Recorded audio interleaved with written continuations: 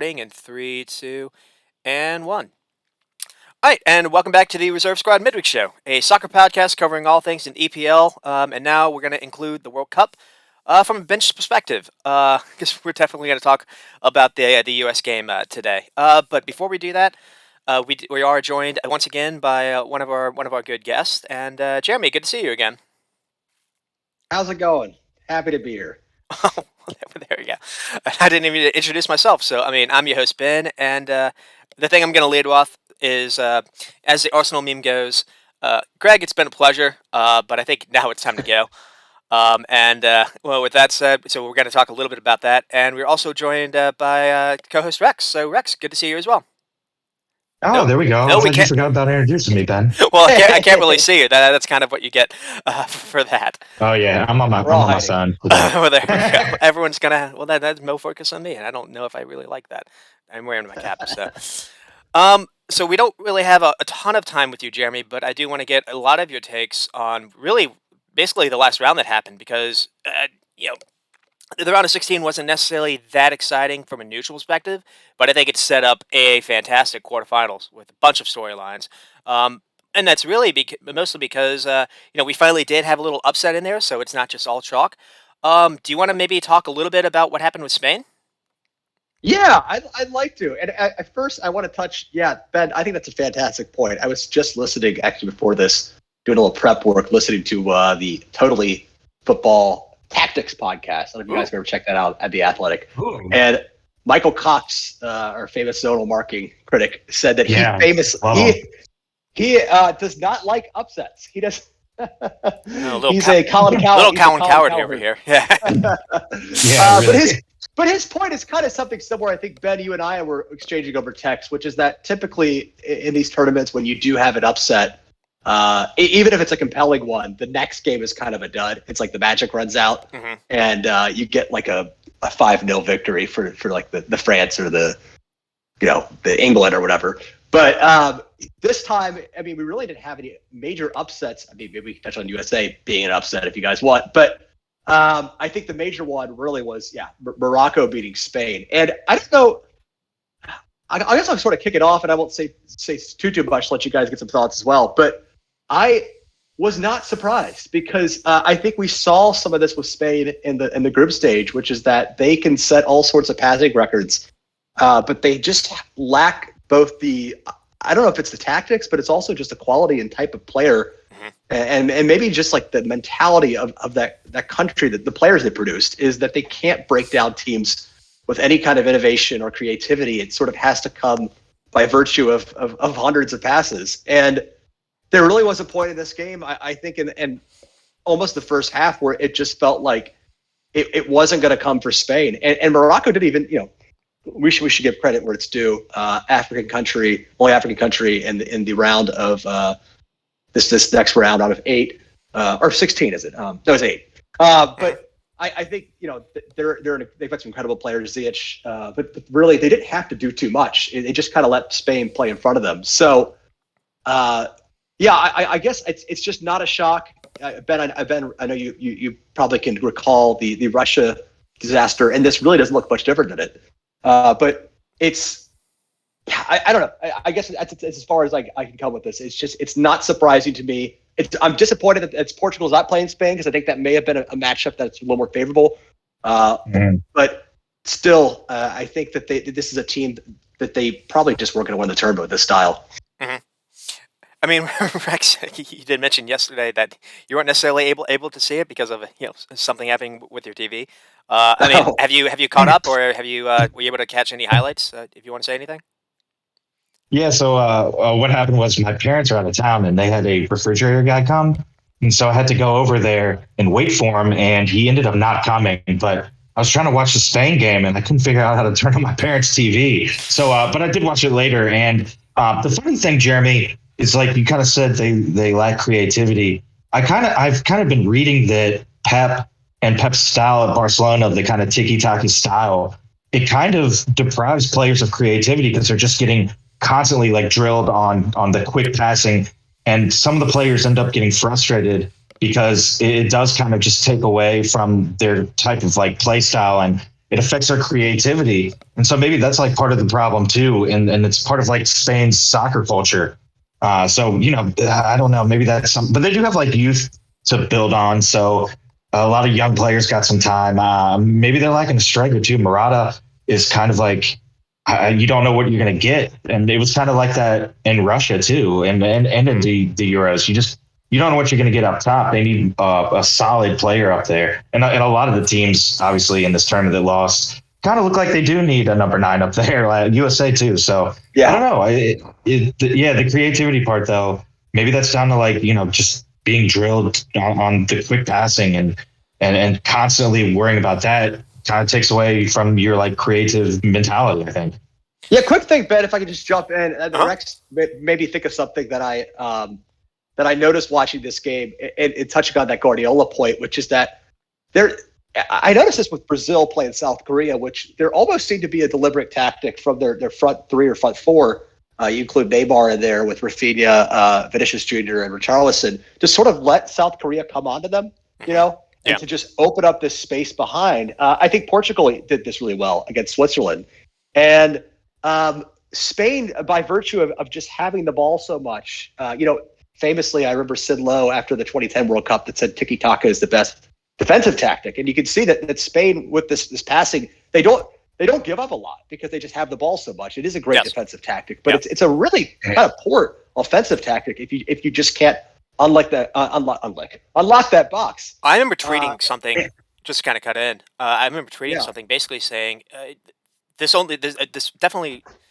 You mentioned it is a defensive tactic, but really, it only works unless you get the first goal, because then teams don't really have to necessarily run after you. That's kind of like that. Yeah. So I mean, watching that was a lot like watching like basically Man City without Kevin De Bruyne or Haaland. So I like the comparison that Rex made.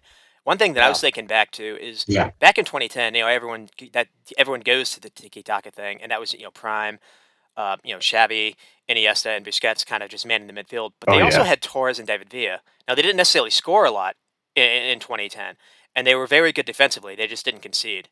But another thing they had Jordi Alba that was able to kind of bomb forward. And what I noticed in this game was just, until they brought in Inaki Williams, they didn't have anyone be able to make any kind of forward run. It almost like they didn't want to be direct. And then they brought on Fadi. Fadi was kind of doing that a little bit. Maybe he didn't bring him on early enough. I know they have a guy that you like, Rex, Yerby Pino. I don't think he saw a single minute in this game. And another thing that I was thinking about was,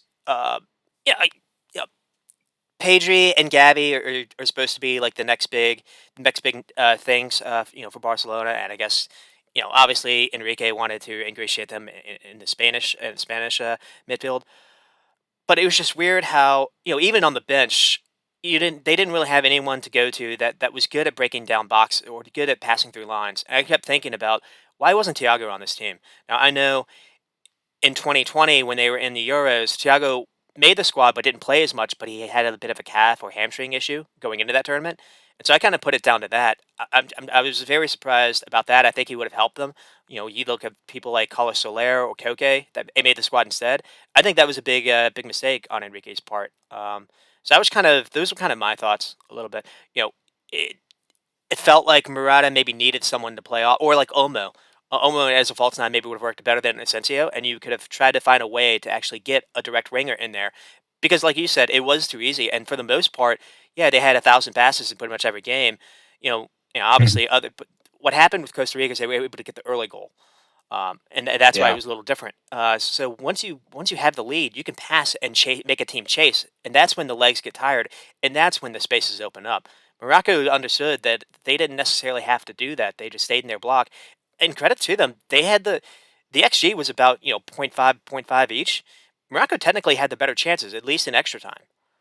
So this wasn't like a smash and grab per se. And another thing that's kind of funny is, it was kind of fitting that Morocco's goalie was able to save all those PKs because he plays in La Liga, and I think he was he won an award a couple seasons ago.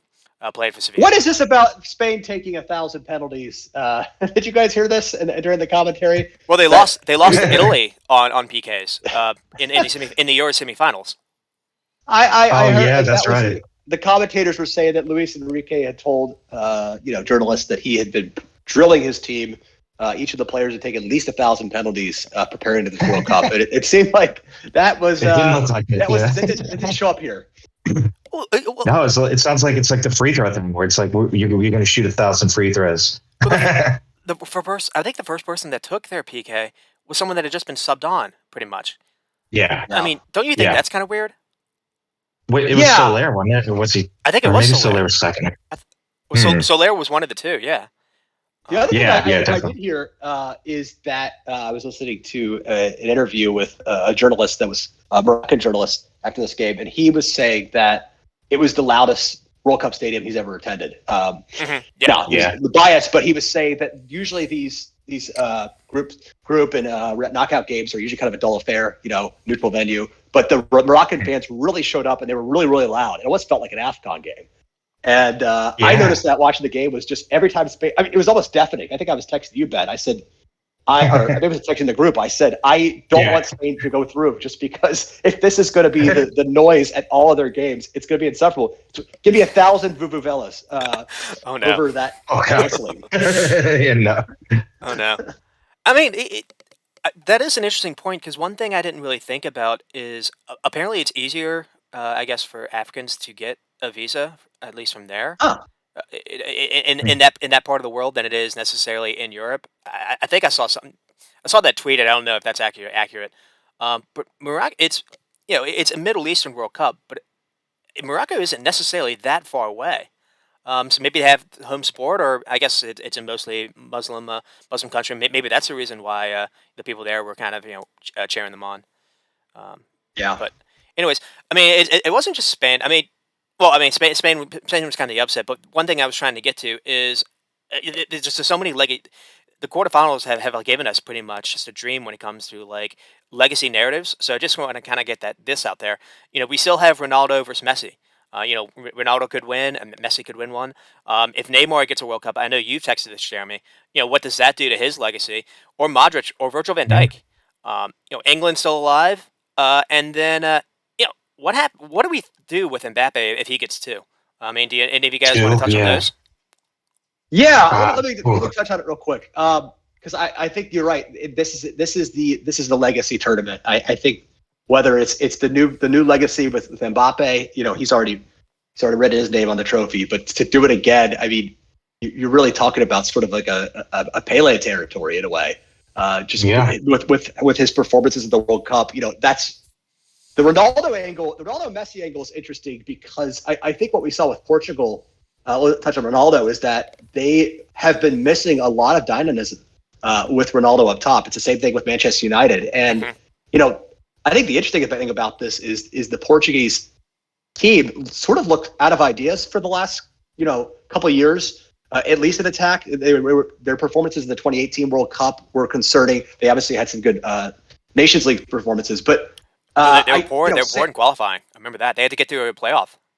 And the Euros. So I think credit to this is almost like a little bit of a bounce back tournament for some of these coaches like Santos and Deschamps, where I think people were just waiting for them to bow out and their lack of tactical quality to show up. But I know Berhalter. But Santos, credit to him, he made a very bold move to drop Ronaldo.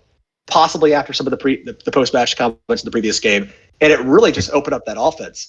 And I think Ramos scored a hat trick. That's 3 more goals than Ronaldo has scored in any World Cup in the knockout stages. It's two more than Messi, I believe. So credit there. And just to touch quickly on the Messi thing, I'm sorry, I'm just trying to get my words out before I leave.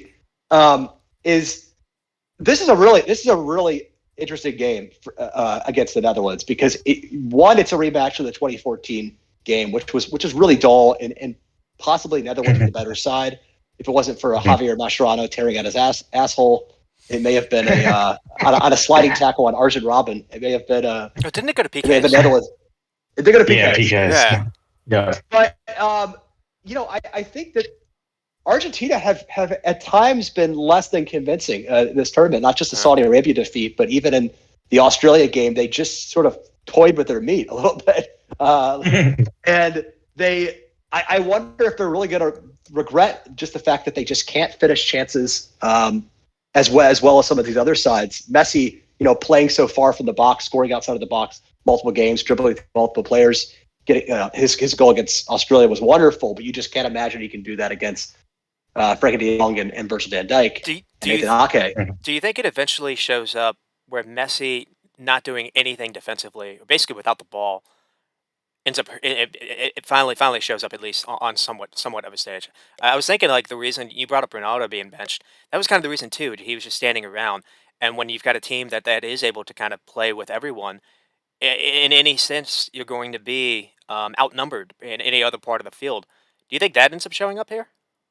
Well, I think it's interesting because I talked earlier about Brazil not really doing much without the ball, but what those players have and what Messi and Ronaldo no longer have, Messi really has no longer had for a long time, is a real counterattacking threat. And even if those teams can recover the ball, you get the ball to Ronaldo, to Messi, they can't really make it upfield fast. In fact, Messi, I noticed that in the Australia game, I noticed in the Poland game, I noticed that in the Mexico game. When they got him the ball, when Argentina recovered the ball in their third and they got him the ball, he wasn't looking to speed up the attack. He was looking to slow it down. So, and that's just not the way that club or international football is at this moment. I will say this about the Argentina-Netherlands game, and I'll hand the mic over. But I do think that in a weird way, it could favor Netherlands because they are quite scrappy. They tend to rise to the occasion a little bit. And I think that they almost in some ways have been almost waiting for a little bit of a challenge here. I think the Australia game, you can really tell that they sort of moved into second gear a little too early and probably should have cost them that late save.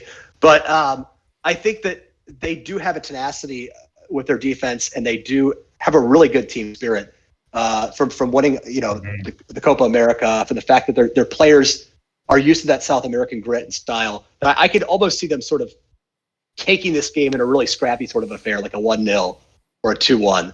So I'll be interested to see how Netherlands, who obviously prefer a more, you just prefer a sort of a cleaner game, I would assume, a more technical game. So my heart, obviously, I would like to see Messi win a World Cup title. Part of me thinks that Netherlands is just going to beat them because I don't think Argentina's that good. But my head's kind of going back toward Argentina. I think they're going to win this one.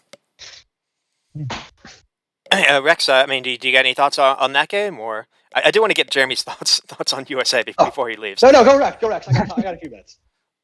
Oh, I mean, just like kind of, I think the game will kind of go like Jeremy said.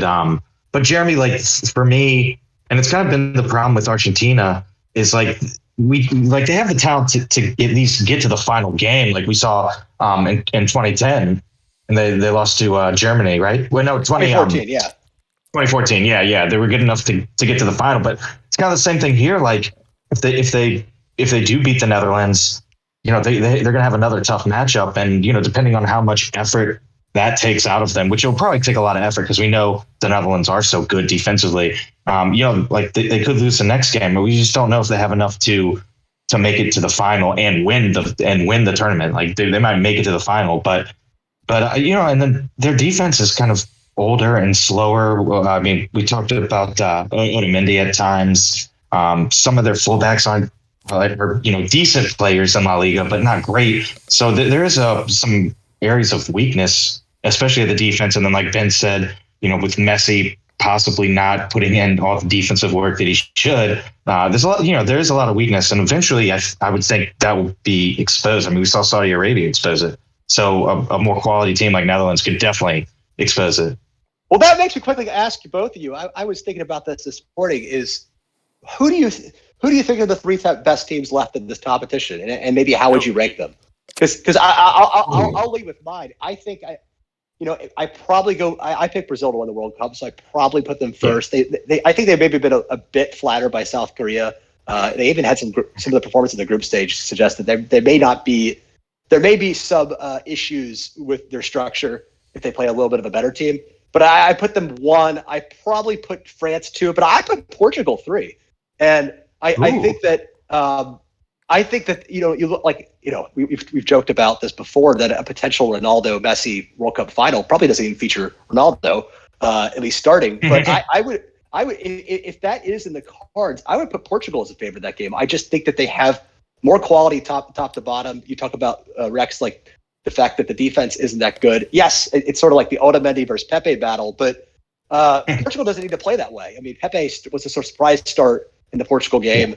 The fullbacks, Cancelo, better than anybody that Argentina has. Acuna, concerning. Cancelo's not even starting anymore. It's like Dallo started last game. And Dallo started. So there's just so much depth there. And I just think of that attacking line, they don't have the same problems of counterattacking that Argentina have. So I put Portugal 3, but I'd be curious to see if you guys rank them similarly or a little differently. Ooh, I like that. Portugal too just looked so good a few days ago. It's hard to go like against that. But I don't know, Jared. Yeah, I would have Brazil 1, but then after that, I don't know. You put England up there? Does anybody dare to put England in the top 3? If they had a different manager, maybe. What's weird is I actually think they could beat France. I'm saying regardless of matchup, I'm just curious how you would rank the 3 best teams performing right now. I would I would do Brazil, maybe Holland, then France. Oh, because Holland hasn't lost in like 20 games. I don't think they've lost under Van Gaal. That defense is very, very sound. The issue with France is, sometimes Deschamps, he's a bit like Southgate in some respects. Like I don't want to necessarily go after him tactically, but I feel like his lineups can be kind of weird sometimes. He's been playing Varane over Konate this tournament, and it's not just my Liverpool talking there. Konate has been exceptional, at least when it comes to you look at how he's performed with his stats in the couple games that he has played. I don't necessarily trust Rabiot in midfield too, so I feel like they could be they've almost been carried a little bit by Mbappe. I would probably do those 3 first. Rex? Oh, shoot. Rex, are you still there? Yeah. Oh, okay. Yeah. Do you want me to go? Oh, did you go? Or? Oh, I mean, I said Brazil at 1, but I think I'd probably go...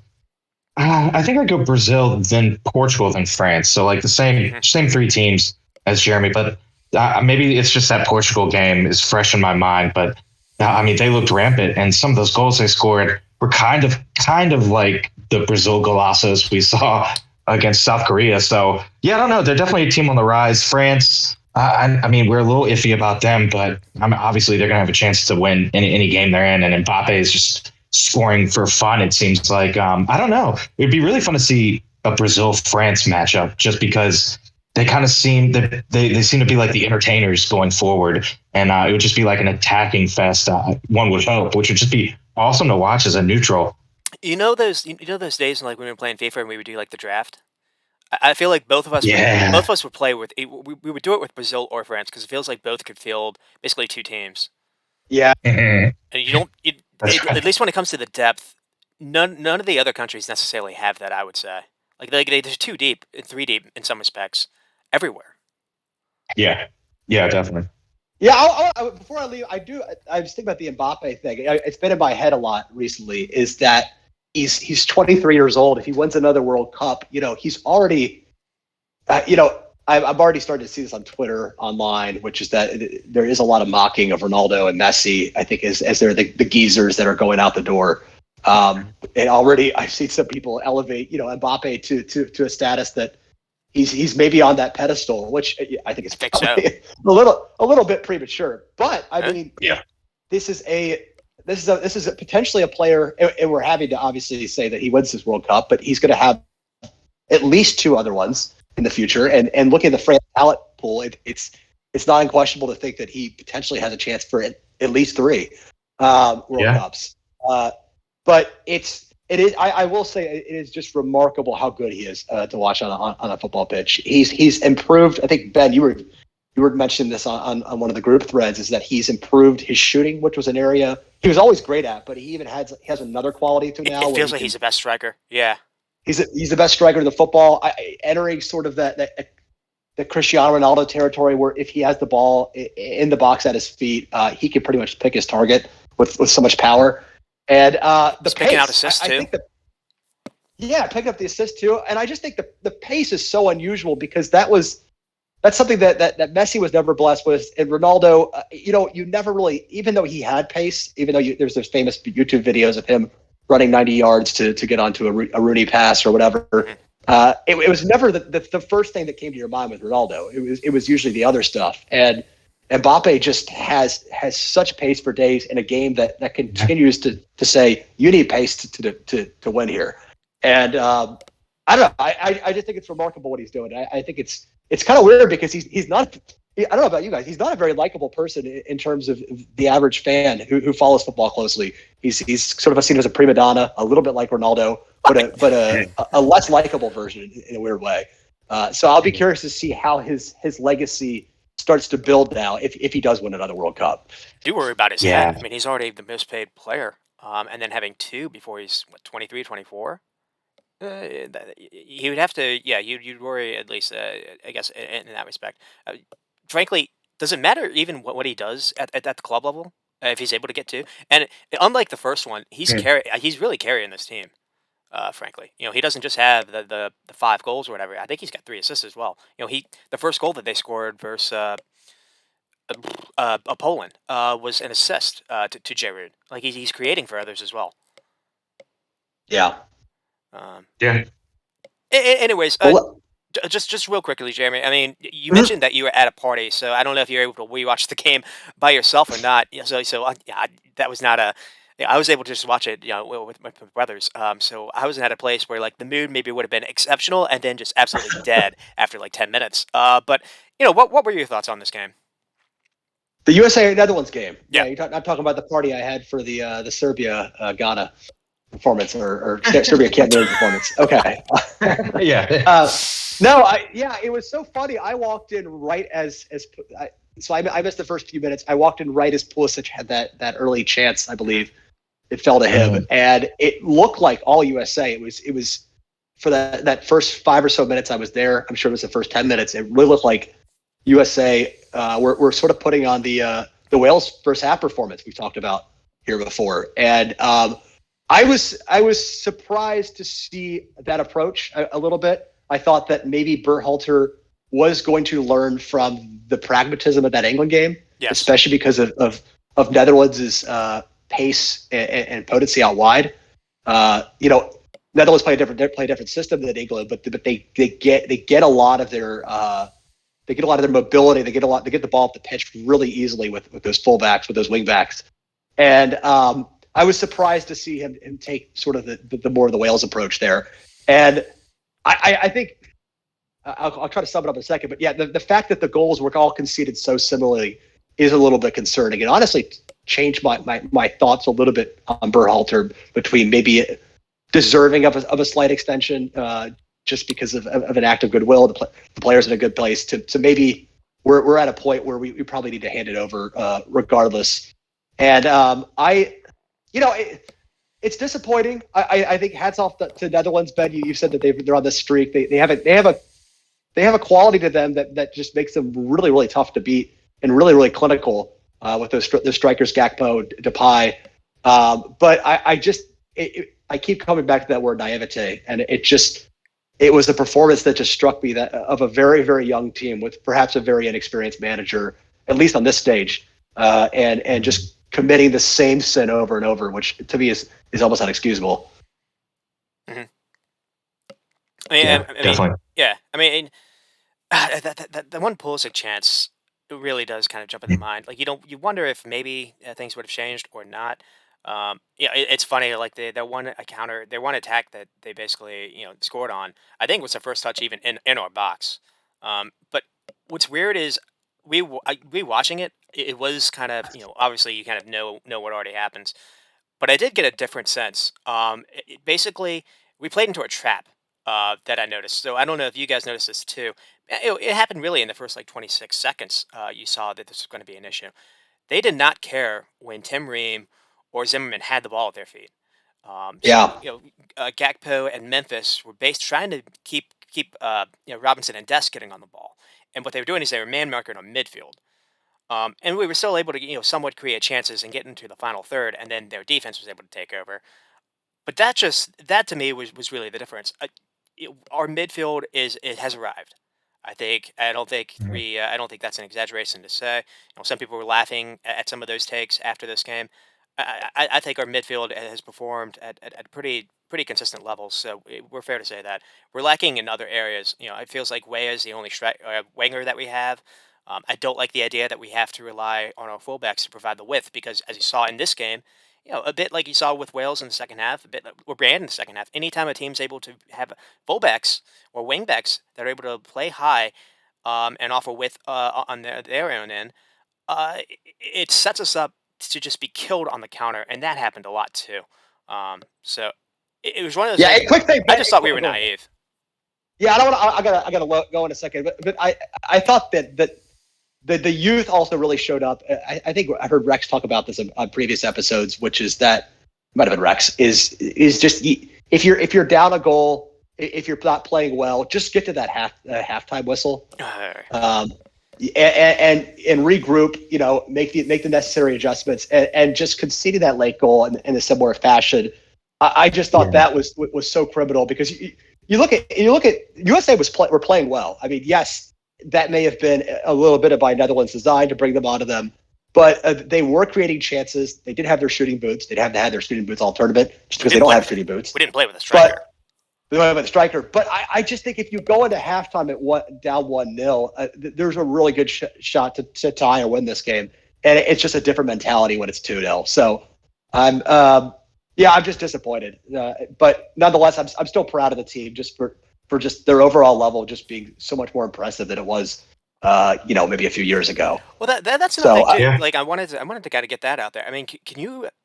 I don't know if you remember your thoughts when we played Belgium in 2014, but Ten Howard had like 20 saves. I mean, we were thoroughly outplayed. In this, we couldn't. I remember we couldn't string 2 or 3 passes together. I mean, we looked like a European side the way we were able to at least, somewhat. We were able to control most of the games we played, even versus England. So, I mean, we have definitely arrived at least, again, in that, middle part of the field. Just it seems like we're lacking elsewhere. Guys, I'm gonna head out, but thank you for having me again. All right, bud. See you, Jeremy. See ya. Great job. Great job. Yeah, I mean, Rex. So what were you thinking? Yeah, I mean, basically the same thing you are. Midfield is solid. I mean, I think we talked about it last show too. The fullbacks definitely looked tired, especially in the second half, and they didn't get much rest in the group stages. So we were wondering if and when that would catch up to them. And then obviously Holland targeting those wide areas definitely made Robinson and Dest even more tired. So I mean, just a little bit of depth, and then we've been talking about it all tournament long. A good clinical striker, and if we get some of those things, and maybe some good like center backs. Chris Richards was hurt, and he could be one. Maybe then we can just we can put up a better fight against some of these teams. I know we played well at times, but some of those chances we talked about, like they gifted us. Netherlands gifted us 2 chances, and we couldn't score on them. And if we score there, it changes the game, and we have to score there because we talked about it again all tournament long. They don't score many chances, so if they're gifts, you got to take them. And I mean that Pulisic goal, if he scores that early on and it's 1-0, who knows what happens in the rest of that game? Like we could end up going on to win it because we could set up pretty well with a 1-0 lead potentially. But instead of Holland sitting back, maybe they try to press us. Maybe they try to take the game, and maybe they get caught. Yeah. Maybe they get caught with like a high line or something. Yeah. Because they were just sitting back, and they were almost toying with us. They were able to put pressure on us whenever we got into the final third, and then it always felt like even.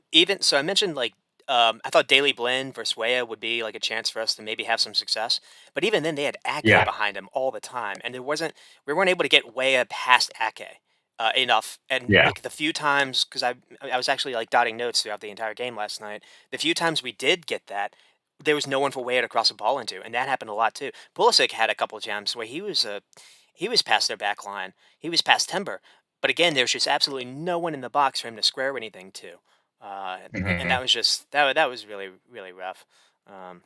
It would just be cut out by the Dutch easily, and like if we got a corner, that was good. Like okay, well we sent a ball in and we got a corner, but yeah, I mean, and potentially Ben.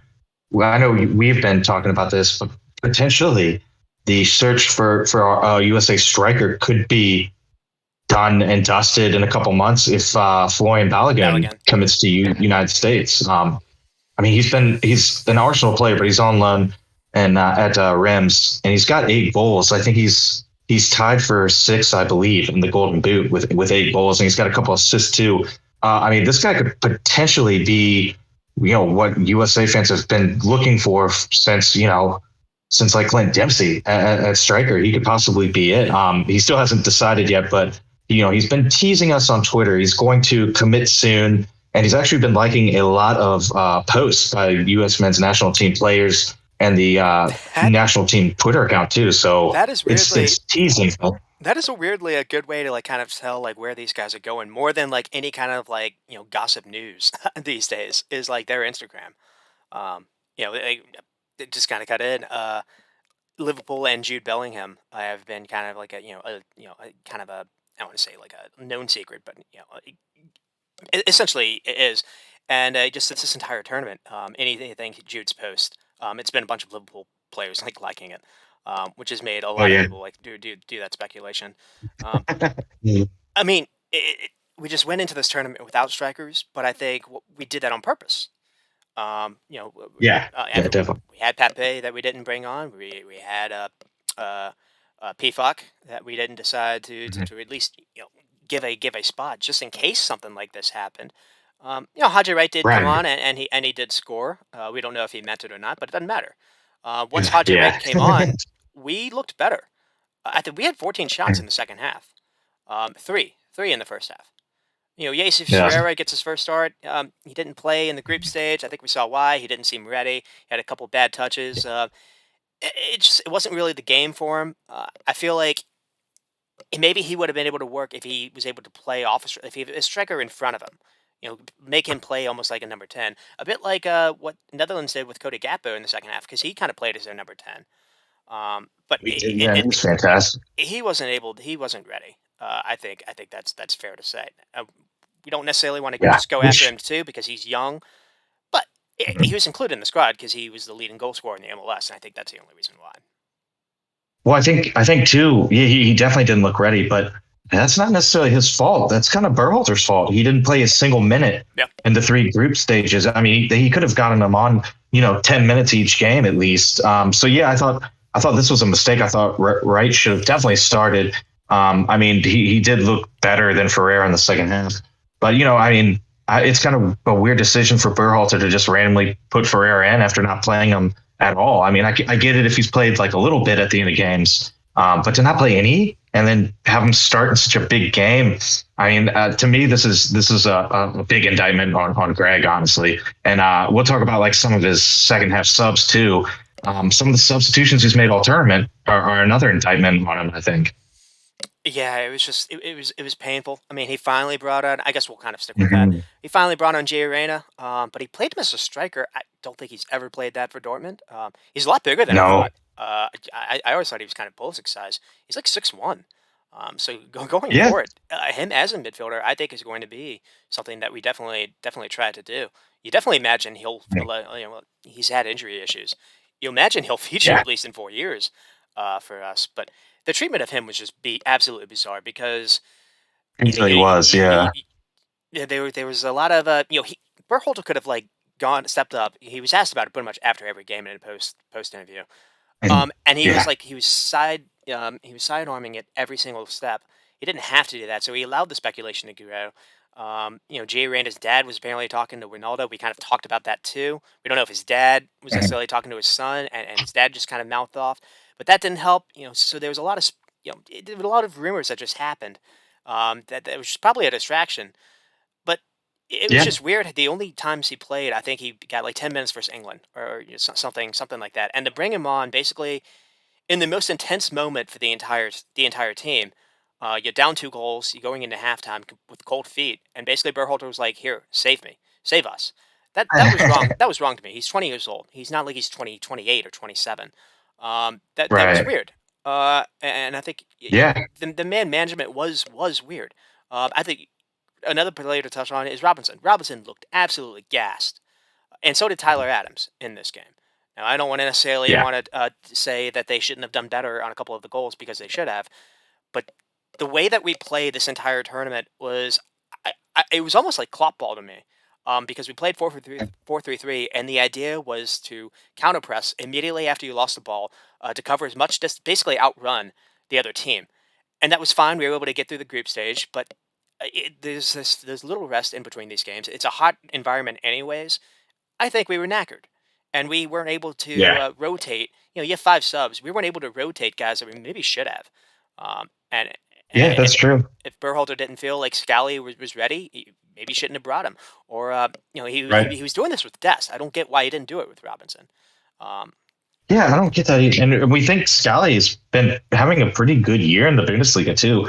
I mean, I really want to see. That's another player I want to see get more minutes. I still think he didn't get Aronson. any minutes, No, and he didn't get any. Shackmore played in like Nope. 3 games. And then Aronson, I think, needed more minutes, and obviously Reyna needed more minutes. I think.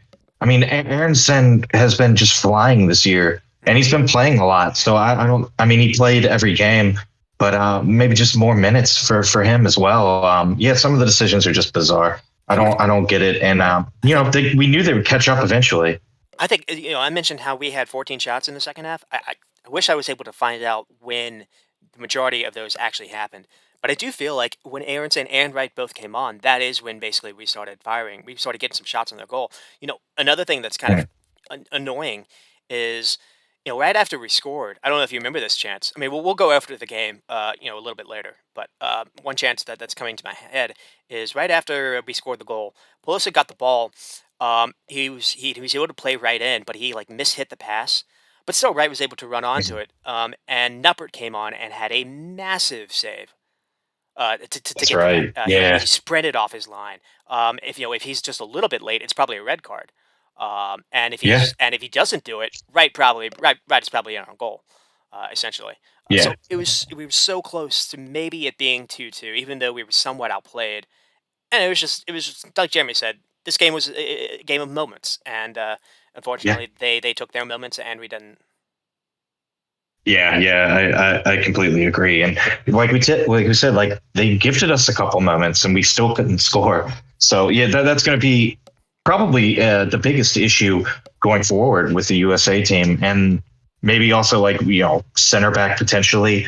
We do have a bunch of guys that are pretty good that were hurt. Mission Richards, Miles Robinson too got hurt. So strikers a big problem I think going forward, but it's much better than it has been in past years because, like you said, our midfield seems set, and they're all young, and we got a couple good fullbacks, we got a lot of good goalkeepers. So I think the future looks bright. But I think we both kind of agree too. Like 4 years is plenty, I think, for international manager. You see a lot of these managers, they hang around a little longer, and they tend to not do well after about 4 years. So Mhm. the manager is the other big issue. And I mean, we had conflicting reports all week. Earlier in the week, it was that Greg kind of had decided he wouldn't pursue U.S. men's national team any longer, no matter how they did in the World Cup. But now it's seeming like he's kind of in negotiations right now to take on the job for, I guess, another 3.5 years until the next World Cup. And I mean, we'll talk about that too, but we're a little worried about that as well. So those are the two big issues, though. And it's not that bad, just two big issues. And Balogun might solve one of them. So, the future looks bright. And I think with that young midfield, we'll be set for a while. I mean, we'll certainly have some time to go after Berhalter a little bit, but to be somewhat positive here Mhm. is one thing that he's been able to do and have really good success is he's been able to win a lot of dual nationals, and if he gets Balogun, that'll be another on his list. Oh, We wouldn't have Musa. yeah, absolutely. Musa would be playing for England, if not, or Mhm. maybe England would have been stupid and not called him up. But we were able to get Musa. We were able to get Dest. Yes. We were able to get Pepe, even though Berhalter might have screwed up that relationship. Um, and it just felt like that's maybe to me that maybe is his legacy. Is he has set us up for wherever the next guy is to be very, very good. Um, but I just there was a quote after the game that basically Van Gaal said that he was surprised that the U.S. didn't change their tactics. That basically he That's was right. like, Yeah. our idea was to attack them on the wings, and it was open for us all game. And that to me is disappointing, because again, we saw this issue. I want to say in every game but the England game, and England played weird that game. It was almost like Southgate just didn't want to lose. He was just like, Right. we can control our destiny. I don't if there was like a rematch, I think England would have played us differently. Um, Right. but we also went into that game with a different shape. We played 4-4-2. We doubled up on the wings. We had two strikers essentially. We had Mhm. guys in the box. We had targets. And it's just weird how Berhalter didn't, like Jeremy said, didn't go into this game with a more pragmatic approach. That was Yeah. disappointing to me. And there's been, I mean, the second half against Wales was kind of the same way where, like we obviously came out and Wales was a much better team. And he really like waited too long to make changes in that one. And I mean, that eventually, could have cost us in the group stage. It could have cost us a chance potentially to even win the group and, avoid playing Netherlands, which would have been nice. But yeah, I mean, it's just that we talk about like naivety. That was on Greg for sure. And, And it's just very streaky. Some decisions are really good, yeah, and then others, we're all scratching our heads. So I just a little consistency there, maybe. yeah, because I was fooled. I'll admit it because I did think he was savvy versus England. I thought he was savvy versus Iran. Going to the back five for that last 15 minutes or whatever. I thought that was a good idea and that worked. And Mhm. you knew what Holland was going to play. They played the same formation every single game. You knew that if Robinson and Dest were going to play high and play in the attack, if you lost the ball, you were in uh-oh land. Um, Mhm. and another thing I'm thinking about is maybe because of that Taremi chance with Carter Vickers at the very end, Berhalter was like, "I can't play you again." It was weird to see Right. Zimmerman again, and this was not the game for Zimmerman. All goals that happened, well, at least the first two that happened, they were just cutbacks on the ground. They weren't in the air. Like Zimmerman's Mhm. good at winning the balls in the air. Holland weren't attacking us in the air. It was not good to play two very very slow center backs where basically their first idea when someone was running at them was to run backwards as well. So you're giving them space to just run all the way up, um, and that was an issue because that basically meant someone like Tyler Adams, who was like our lone, I called him fireman last show, or lone or like That's right. sweeper, or lone. There's a lot more space for him to make up than if you were maybe playing a bit more of a higher line, or if you were a little more aggressive.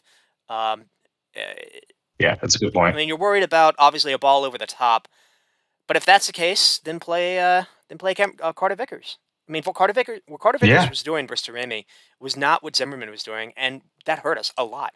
Like Carter Vickers was on Taremi's shoulder, and it wasn't allowing him to get the ball and turn and have the space the way that we were given Memphis. Basically, the final third, anytime he wanted to collect the ball in the final third, he had space to do it. That was really annoying to me. Yeah. And they still had the width to like Dumfries at fullback had 2 assists, and he just pumped in like beautiful ball after beautiful ball, and we really had no answer for him. And that's kind of what we want like our fullbacks to be doing. But if their fullbacks are pinning ours back, then we're gonna have no chance of getting them up. And even in the second half, if we could get them up, just collectively the three group stages, not much of them getting rest, and then obviously just being targeted and run into the ground in the first half, they don't have any gas, and then we don't put Scally in, who could probably do a pretty good job there. He could be. I mean, he could potentially be a starter in 3.5 years for the World Cup. What I've been reading about him and how his performance has been doing, and we didn't even we talk about we didn't he didn't even play, and then people got tired, and there were some moments where we could have subbed players out and just kept them like a little bit fresher. These games are like packed in, and there's not much rest, so you really do have to rotate. And if you don't really have the squad to rotate starters, then if you're up, maybe you have to pull Musa out, Hmm. and you have to pull him out in like the 70th minute. I mean, just cumulatively the minutes add up, and anytime you can get a player less minutes and still win, you got to do it. I mean, it just goes back to the formation and shape. I just think was entirely off this game. If you want to play with high fullbacks that are in your attack, play with wingbacks. Play a back three. If you could have played maybe Cameron Carter Vickers with Tim Ream and uh, and Zimmerman. Now, obviously, it's hard to just completely switch things on a dial if you haven't necessarily trained with that. But again, you had time to kind of do these kinds of things in the summertime, and that summer window I think was just wasted. We gave a lot of Yeah. players that didn't even end up making the squad, or a lot of players that made the squad that didn't play in this tournament in that summer Yeah. window. And we knew that summer window was going to be key because after that there would be like 3 games, and then the World Cup would happen. Just there weren't. Mhm. And when you think about maybe who we should get for a new coach, that's another thing we have to remember. We have to consider or remember is it's important to get maybe an experienced veteran guy because it's not easy for like a club coach who's used to seeing his team or his players every single day to only see them Sure. maybe, I don't know, 13 times a year. Yeah. Yeah, it really wasn't much. And I think Greg kind of talked about that too. In one of the articles I was reading that said he probably wouldn't stay on with the team, it was kind of saying that he did prefer the club team aspect just because of what you said. It's like every day versus, a couple weeks out of the year for the national team. So part of me thought maybe that's why Greg would step down, but I don't know. Maybe it's kind of rejuvenated him, and or maybe he's just negotiating to see what he can get. I don't know. We'll see. But Mhm. that's going to be a story too, and I mean, we'll keep everyone updated on that. And it's kind of like a transfer window almost, and same with Balogun if we can get him. So a lot of exciting times, and even though we're not going to be seeing USA for a little bit, there's still like a lot of news around the team, especially like these next couple of weeks for sure. Yeah, I mean, because another thing, I guess, you can try to remember is like it almost feels like for a lot of other countries, they look at the international job as almost like either a retiring job or like something they kind of do later in their careers. But Right after club stuff. Yeah. yeah, and we've never really necessarily done that. So I'm curious if maybe that would be kind of our thinking. We normally just hire whoever is hot in the MLS, or Mhm. Klinsman was that was a weird hire. Yeah. I think it was just but he had already done like the German national job. I think he was like living in LA. That just kind of I guess made sense. So that's kind of the way Yeah. we went. But yeah, I mean And it's I think his kids and family lived here too, and he lived here for a while. I mean to kind That's of why like the Roberto Martinez thing though kind of makes sense because he was on like USA what was he on like American television for yeah, yeah, the the World Cup, Euros when ESPN. Belgium. Yeah. Oh, the Yeah, World Cup. Yeah. yeah, So like some people think maybe that's him planting his seeds, in United States' mind for the job potentially. So I don't know, but that's kind of like what Klinsman did. It felt like maybe not like on purpose, but Well, I'll tell you someone who was an assistant coach for a team this year. Uh, I guess I'll just say the name, Belgium. He does stuff for, I guess, the U.S. audience. He is tactically brilliant. I Anytime I hear him, believe he played in the MLS, right? he did play in the MLS. And the only thing that's negative is apparently he's very, very hard. Where he has this problem where because he was so much better than everyone else when he played, he thinks Yeah, everyone can kind of play like him. I've seen that kind of right. criticism when I think he was a coach, maybe even for Montreal. Is Thierry At Henry? Monaco, too. Um, Yeah, and yeah, but and that's the concern I have with him is at Monaco. Apparently, the players kind of didn't like him because of that fact, and he was right, kind of, I mean, a little arrogant and cocky, I guess, at the same time, and it kind of didn't boost morale. But yeah, I agree. But that's the only part, maybe the only like blight on his resume that would worry me about him. But yeah, you're right though. He's also planted his seeds in the United States, and the other. and MLS connection too, Ben. There you go. And the other guy that was on my mind now, this guy has I don't think he has any international experience like coaching, but he has international experience playing, is Patrick Vieira, who also I think has some MLS seeds. I really like what he's doing at Yeah, Palace, and frankly, Christian New York. it's one of these weird things where this is maybe unfair to say, but I feel like I can say it. It almost feels like Palace or like an Everton is going to be the highest job that a club is really going to give him. I Hmm. feel like that is a little unfair or harsh, but that is kind of it. Where it feels like maybe you could try to lure someone like him away, because I remember something that Marsh said recently was, "Why would I lead Leeds? That this is I'm coaching in the best league in the world. This is a dream job for anyone, Right. or this is like a top. Mhm. This is a higher job than the U.S. men's Yeah. national team." And I feel like a And lot of that other that'd be the mentors problem. would think that Yeah. too. Um, Oh yeah. Yeah, I completely agree. Yeah, a bunch probably. I've heard like a bunch of names, and it's really like it kind of worries me, but most of the names are like MLS guys, and those are the guys that would leave an MLS club, because it's completely different leaving like, Nashville FC versus leaving, Chelsea or whatever. So yeah, that's a good point, Ben, for sure. and I feel like, I mean, the reason why it's worth saying this too. The reason why we're so anti MLS, or we want to pour water on that kind of connection is, over time, it's almost felt like the way that the men's national team has been operating, it's almost been like the advancement of our U.S. team has come secondary to almost being like a promotional ad for the league. And anytime I Mm. watch that league, now, personally, they could fix this, but they won't. I guess we could get into that too.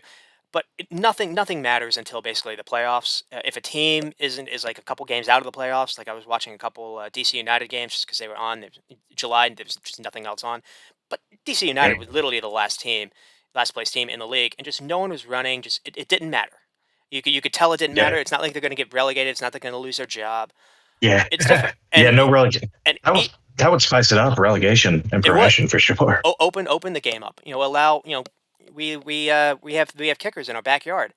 And it would be really Yeah. cool if they could maybe they could possibly get promoted to the MLS. That'd be But awesome. but they're Yeah. not going to do that because there's too much risk involved for the owners. The owners like the idea that, hey, they have this club that maybe they're not going to make as much money as somewhere else, but they're also not going to lose money. Their investment is Right. safe.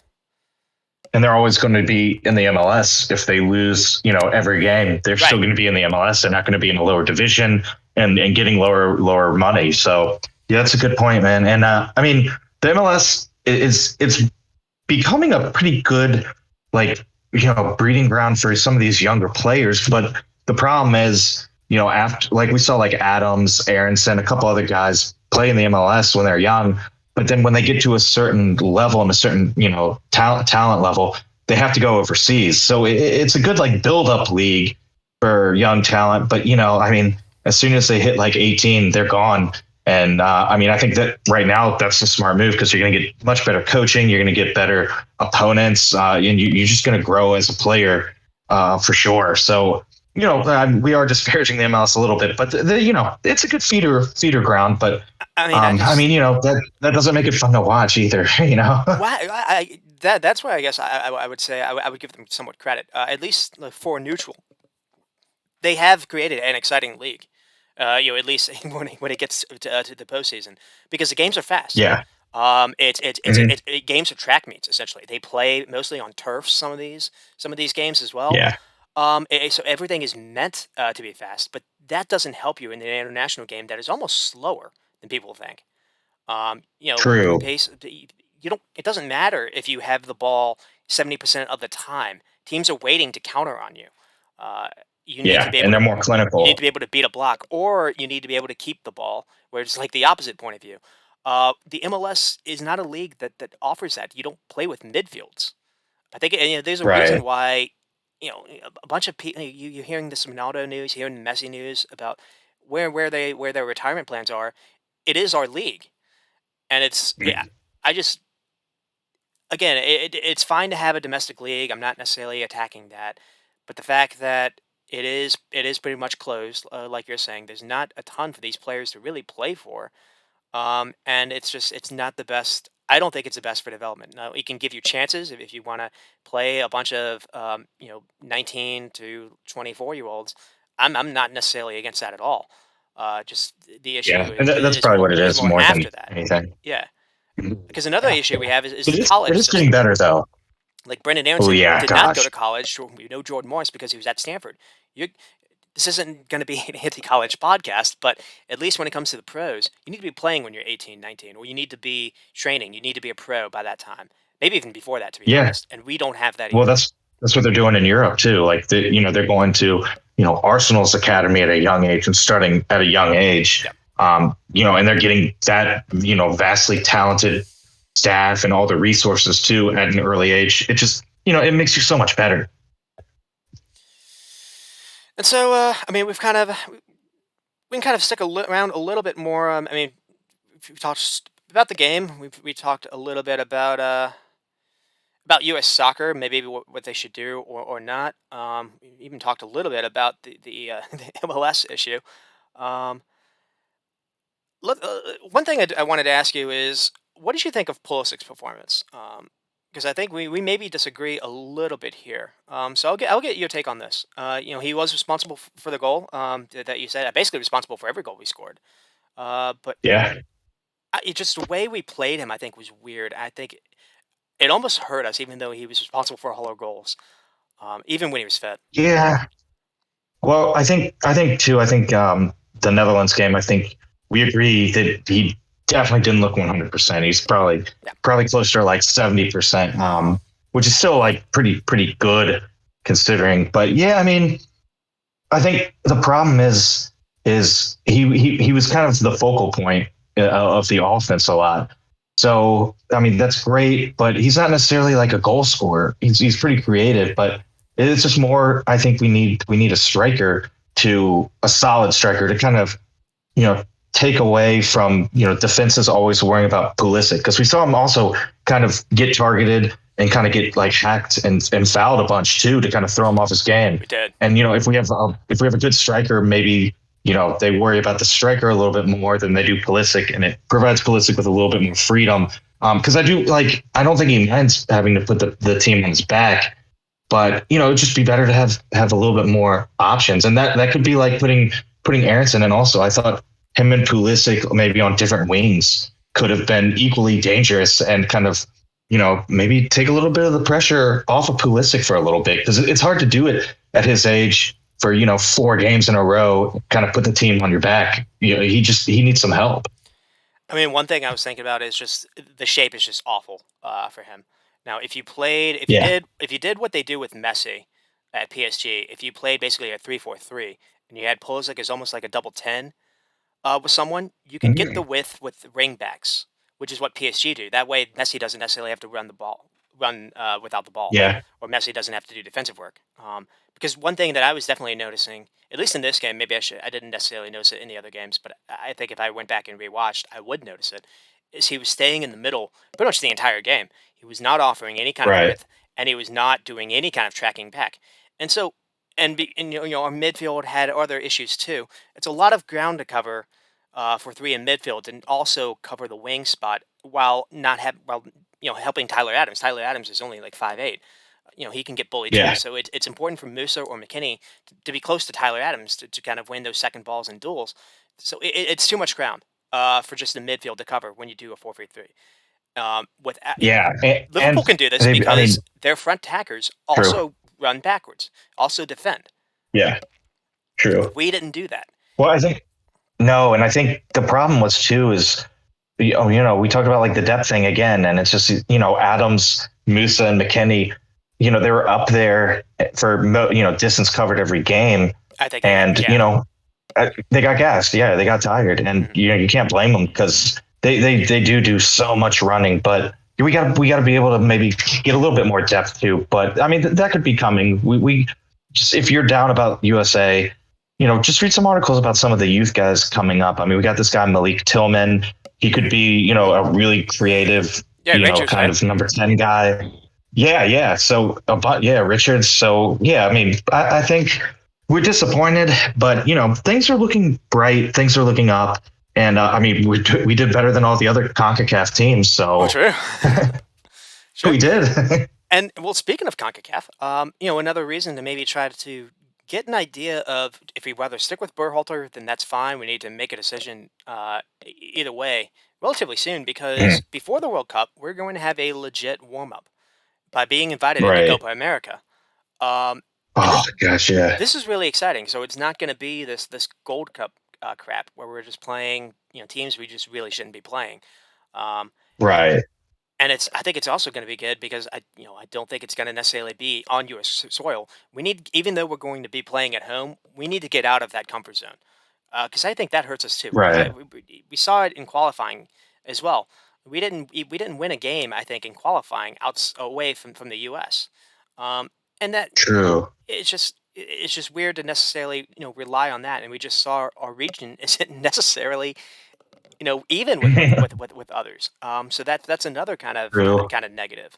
Um, And it's also though like we won't have to travel to like Canada in the winter when it's freezing, or we want to go to like El Salvador when it's like in the monsoon season and play on like a waterlogged pitch, which is nice too because well, it's hard to get consistent playing style too when you're doing like that is when you're another playing on the pitch. yeah It's terrible. that is another reason why some of those that's a fair counterpoint. Because England, yeah, England's not playing on Mexico pitches plays like in that. like 5,000, 8,000 feet in the air too Mm. with their Azteca Yeah, Stadium. gosh, So that yeah. yeah that is fair. But it, I mean it is. I don't know. I'm a little flummoxed a little bit here, because Mm. I mean I think I did pick us to get out of the group, but I was a little hesitant. But it just felt like we maybe missed an opportunity here. Now, even though I talked up Holland, um, one thing I was thinking about is why could if I just wonder what would have happened if he had stuck with the game plan that he did versus England. And I mean, I just kind of did a mock lineup. I was thinking 4-4-2 with Pulisic as a striker. So Pulisic Mhm. with maybe Haji, right? Maybe played Weah almost as a wing, and you still could have had Adams, Musa, and McKinney in midfield. Just Musa would have covered the right spot, or McKinney would have covered the left wing or the left mid spot. Basically, his job would have been, hey, track runners here. Don't let Dumfries get a free run here, um, and Musa and Adams in the center, because having basically two, having almost like a pivot or two holders, because the idea Yeah, would have been, true. hey, hold and defend here. That way, Memphis wouldn't have been able to get the ball where he got so many times. Um, Yeah, that is just frustrating. Like a what if? It's not to necessarily say. I mean, Netherlands could possibly win this whole thing, um, right. or maybe Messi destroys them next game. But it's not to say that we're necessarily even with Holland, because again, you look at how the kind of players they're able to play in their back line, we just don't have that. Oh yeah. Even someone like Daily Blend, who I was kind of getting at for being older, he's got a magic wand of a left foot. Oh yeah. Quality everywhere on their roster, and it does So feel it's like we're like on the lacking. bench. Um, Yeah, yeah, totally. but it does feel like if we had planned a little smarter tactically, maybe we could have limited them a little bit and at least gotten to extra time where something could have happened. Like Morocco being able to Yeah. get Spain to PKs, it almost feels like Yeah, it almost feels we you could have don't done that. necessarily need to be the better talented team to grit out something. It just felt like Yeah, we went into especially when this. you just do the penalty lotteries of penalty kicks. We just went Anything in, can happen at that point. yeah, we just went into this gung ho and we didn't change. So that was Yeah. USA Cowboy. Um, maybe that was in Tactically our naive. mindset, but yeah, I think Yeah, so. yeah.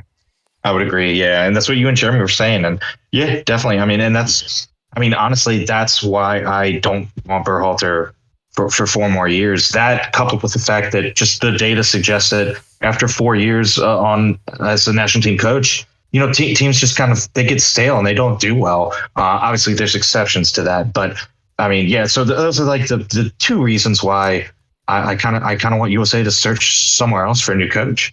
hmm And before we actually do kind of diving a little bit into the game, I did want to ask you a little bit about Richmond Kicker's own Matt Turner. A Yeah. keeper yourself. I mean, what did you think of him? Well, I thought he was amazing. I thought he made a ton of good saves, and he was surprisingly pretty good with his feet. I don't really think he did anything wrong this tournament. He's been really good, and I mean, we knew he was a really good shot stopper. But to see him be pretty good with his feet, pick out some counterattacking balls, that was good. And I mean, he might. I don't know if he'll even be the keeper, the starting keeper for the next World Cup, because it could be this Slonina kid at Chelsea, going to Chelsea. It could be him, but if it is Good call. Turner, I think we're in good hands.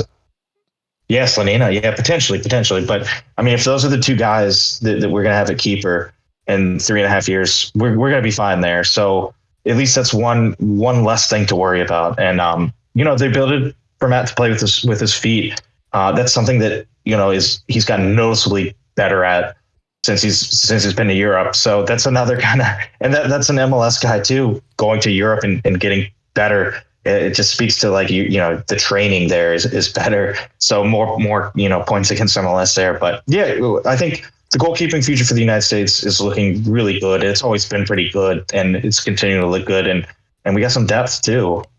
I mean, maybe the best thing you can say is after this tournament, that's like the one thing we're not really worried about. We're not talking about, and I think before this, maybe Mhm. going into the summer, this was maybe number one on our list of things we were concerned about. Yeah, That's definitely what we're saying. I think he made like 4 or 5 saves. Number really close. I mean, Holland were really peppering us in that second half, and at least yeah, there was one I think one like Memphis had a header where he was able to get a strong glove. But you're right, he was very good with his feet. I just felt, yeah. unfortunately, our center backs weren't equally up to the task.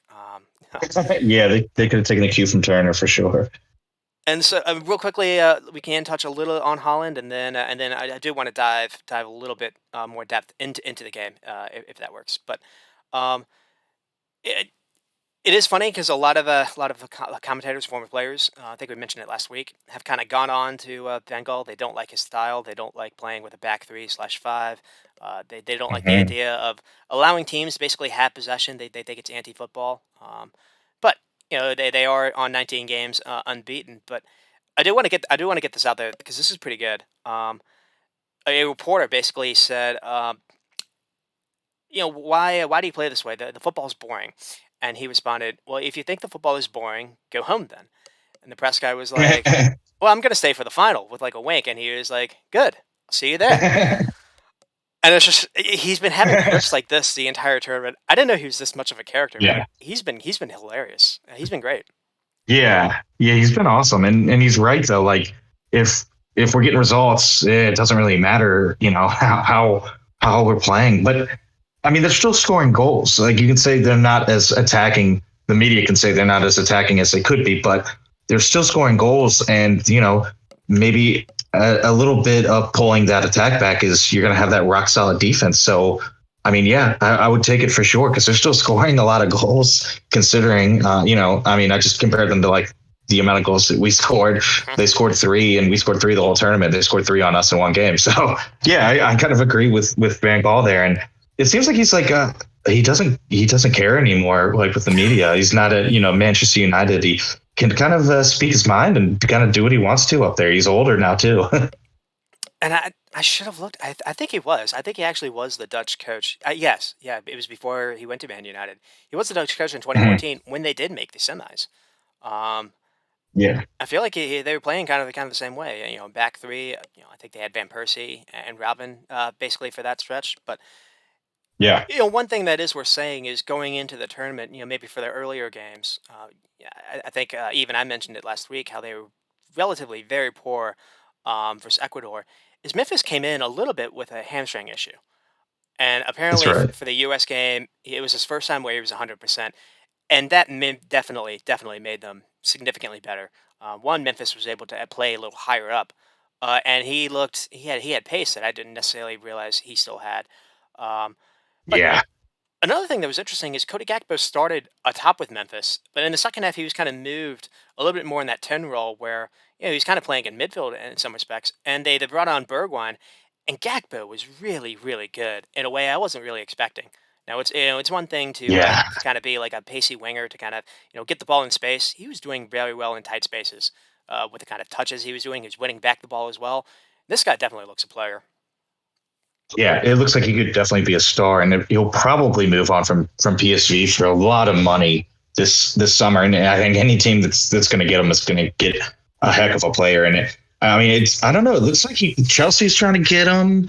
I think Real are trying to get him. So it looks like he could be moving to a big club, and he'll definitely be a household name here in like a couple months for sure.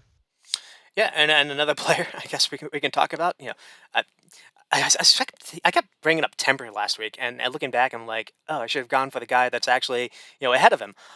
In Dumfries, the right back or the wing back that's at Inter Milan. Um, Man, did he just absolutely own us? And it's kind of funny how you look at the Mhm. depth that this Dutch has. If Dutch side has, if Serginho Dest had not declared to play with us, he probably would have been on the bench. He wouldn't have been able Yeah, to, I don't think he would have probably. been able to play over this guy. But Mhm. he didn't seem to have any kind of defensive issues. He was just owning us left and right, and the kind of balls that he was putting in. You look at what Robinson was doing compared to him, and it was just like, why couldn't you get some balls to our feet instead of these overhead crosses? And he was pinpoint. Oh yeah, he was amazing, and getting the fullback overload and just targeting our wide spaces, it really worked, and we didn't change anything. So I know the Dutch team's like, well, let's just keep doing it then. It is annoying because one thing I did say last week is I was worried a little bit about what would happen if we had our two fullbacks playing high in the attack, because that would allow them to basically break on us. And it didn't necessarily happen on counters, but it is kind of annoying that we didn't worry about their wingbacks, because both wingbacks basically led to every single goal. Because Yeah, the third goal came from basically Liverpool Robinson to Alexander Arnold special, with Blind getting that final cross off. And one thing that was annoying is, we had the second cross, or the second goal where the cross was blocked off, but these were free crosses. It was easy for them to look up. They had time. We weren't able to. We were just outnumbered. It just the way that they were able to creep all the way up.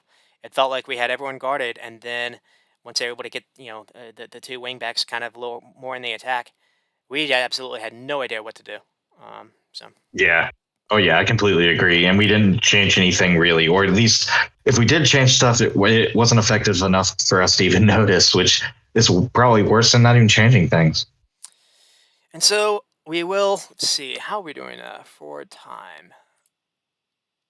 It's not great. Um, we, Yeah, we, we, yeah, will- we will get into the game in depth. And again, Rex, I'd like you to cut in as much as you want, because I don't want to yeah. necessarily just read this off. Yes, USA v Netherlands. It's not Holland, as I was informed last week. We went with. I'm going to change this up. I'm not going to say 4-3-3, because what it really is a 4-1-2-3. Where basically Tyler Adams is our lone kind of DM, our lone number six, where you've got two eights that are basically supposed to play in the attack, but also if we're lost on transition or whatever, they're also supposed to be able to run back. I guess box to box maybe is the way to put it. And Yeah. then the 3-3 on the attack. But what was annoying is Jesus Ferreira was basically dropping back and kind of doing the Firmino role. He was almost like playing like a midfielder. It was really only two up front, which didn't necessarily help things either. The lineup was Dest, Zimmerman, Tim Ream, and Robinson. Zimmerman was a bit of a surprise to kind of see him back in after Carter Vickers. We thought mostly Oh had yeah. a good game versus Iran. Um, Yeah. You Mr. did, yeah. Mr. Adams, McKenny, and then Weah, Ferreira, and Pulisic. And Sargent wasn't able to go this game, and I think maybe we didn't realize how important he was. And it was interesting to not see right, but basically that was the only other option was Ferreira. You didn't bring on Pepe or Pivak, and this is kind of what you were forced to kind of go with. And yeah, it just didn't Mhm. seem like he was maybe ready. Yeah, I would kind of agree. But like we said, you can't blame him because he didn't play at all. And you just kind of like, I think this was a game for Wright to start because, like we said, he didn't play too bad, and he's at least played some minutes. And he looked better than Ferrer when he came on. So I think he probably should have started. And like you said, that's what we get when we leave some good strikers at home. Yeah, and Zimmerman was a bit of a surprise too, because he offered nothing in Yeah. possession. Anytime Tim Ream had the ball, Zimmerman was actually going behind him. He was hiding. He did not want the ball at all. And Holland just immediately Mhm. noticed on that, and that's the reason why we weren't able to get our midfield involved in the game, at least in that early part of it, um, because they were able to mark us completely. Be able to man mark us completely out of it. And we had basically 3v2, but it wasn't that wasn't able to necessarily do anything because the two wingers, Memphis and Gakpo, realized, hey, they do not feel comfortable with the ball. So basically, allow them to have the ball, but almost at like midfield, yeah, at the halfway line. They're not going to do anything with it. They're going to pass backwards to Matt Turner, go sideways, or maybe they'll try a long ball and get possession away, and that happened a lot. Just we were not. It did. That was really unfortunate. Because it felt like I don't think Holland can necessarily play that game versus Argentina. Even if Otamendi Right. plays, or say uh, it's not Lissandro Martinez. And maybe it is. If he Yeah, may, Lissandro. yeah, if he plays, or Romero, Christian Romero, they're so much better at the ball at their feet. Holland's not gonna be able to be that lackadaisical, essentially just not caring when the center backs have the ball, because they did not have to press us at all. They didn't press us. They just man marked us, Mhm. and we were just yeah, Yeah, we weren't able to get and they knew. any kind of rhythm. With, yeah, and they knew. With our finishing or lack thereof, they knew they could give us possession because hey, they don't really score that much. So especially too if you're giving them possession and it's not necessarily like in the Dutch box too. It's like okay, we can live with that, Yep. and we can live with them putting balls in the box because they don't get on the end of many of those either. And what I think you'll talk about the stats, but it was a bunch of balls put in the box, and only one or two were actually even accurate, right? I think it was like 3 for 27 again. I think I saw it was before this game. So it was for the group stage. We crossed the ball more than any other team in this tournament. I think we had 97 crosses, and Oh, I'm just gonna guess maybe five total. And that maybe feels high. Actually reached the English player. Yeah, right. and we're crossing the ball so much. Well, obviously because Robinson. Another kind of negative is Robinson um, is not very good with the ball at his feet. He's a very good sprinter. Got good energy. Um, but his idea is just to basically cross the ball, and he can't do anything else. He's not like Dest. He can't play in between lines, or kind of play inverted. Right. And that really hurt too because Right. we weren't playing with a striker in any of these games. Even like Sargent, when he was like dropping back and kind of playmaking, he wasn't a guy in the box. And that was kind of the one difference we saw with Wright, both in the second half in this game and versus England. Yeah. Yeah. True. Frustrating. Um, Yeah. with Very frustrating to say the least. with the Netherlands, I mean, they kind of did the same thing that they've been doing. Maybe the surprise was Nuppert, kind of getting a start, and man, was he good? Unfortunately, Gosh. Yeah. 6'8" giant. Apparently, I think they said he was the tallest guy at the tournament. And Yeah. it worked. It worked for him for being as tall. He was actually quite quick off his line too. Unfortunately, as well. Yeah. Um, Yeah, because that Pulisic save, I mean, he just like barely got a shin on it, and like we said, that could have been a game changer. And it's like little things like that it's like that Paul. It's like Paul it's a big Bunyan's axe decision. back there. Like, his like shin covers like everything. Um, Yeah. That too. so it was Nuppert that started with Timber, Virgil, Ake, Dumfries, Duroon, Frankie, Blind, Klassen, who I actually thought he didn't have a terrible game, at least when it came to defending. He was an absolute Right. pest, but he got hooked at halftime for Copenhagen Miners, which was interesting. And then Gakpo and Memphis kind of ahead. And yeah, another thing too is Bergwijn came in, and that kind of pushed Gakpo a little bit more in the 10 spot in that second half. But yeah, Yeah. it was just annoying because it's not like the Netherlands did anything that really surprised us. I would say. So Right. Yeah. Or shouldn't have surprised us at least because they just do what they always do. They play the way that they always play. and so what I'm gonna do is I'll just kind of read off what happened in the first half, get your takes, and then I'll try to go over the stats as well because I haven't necessarily done that yet. But it's maybe it's a good way to kind of do that because you can see basically the difference in the halves essentially.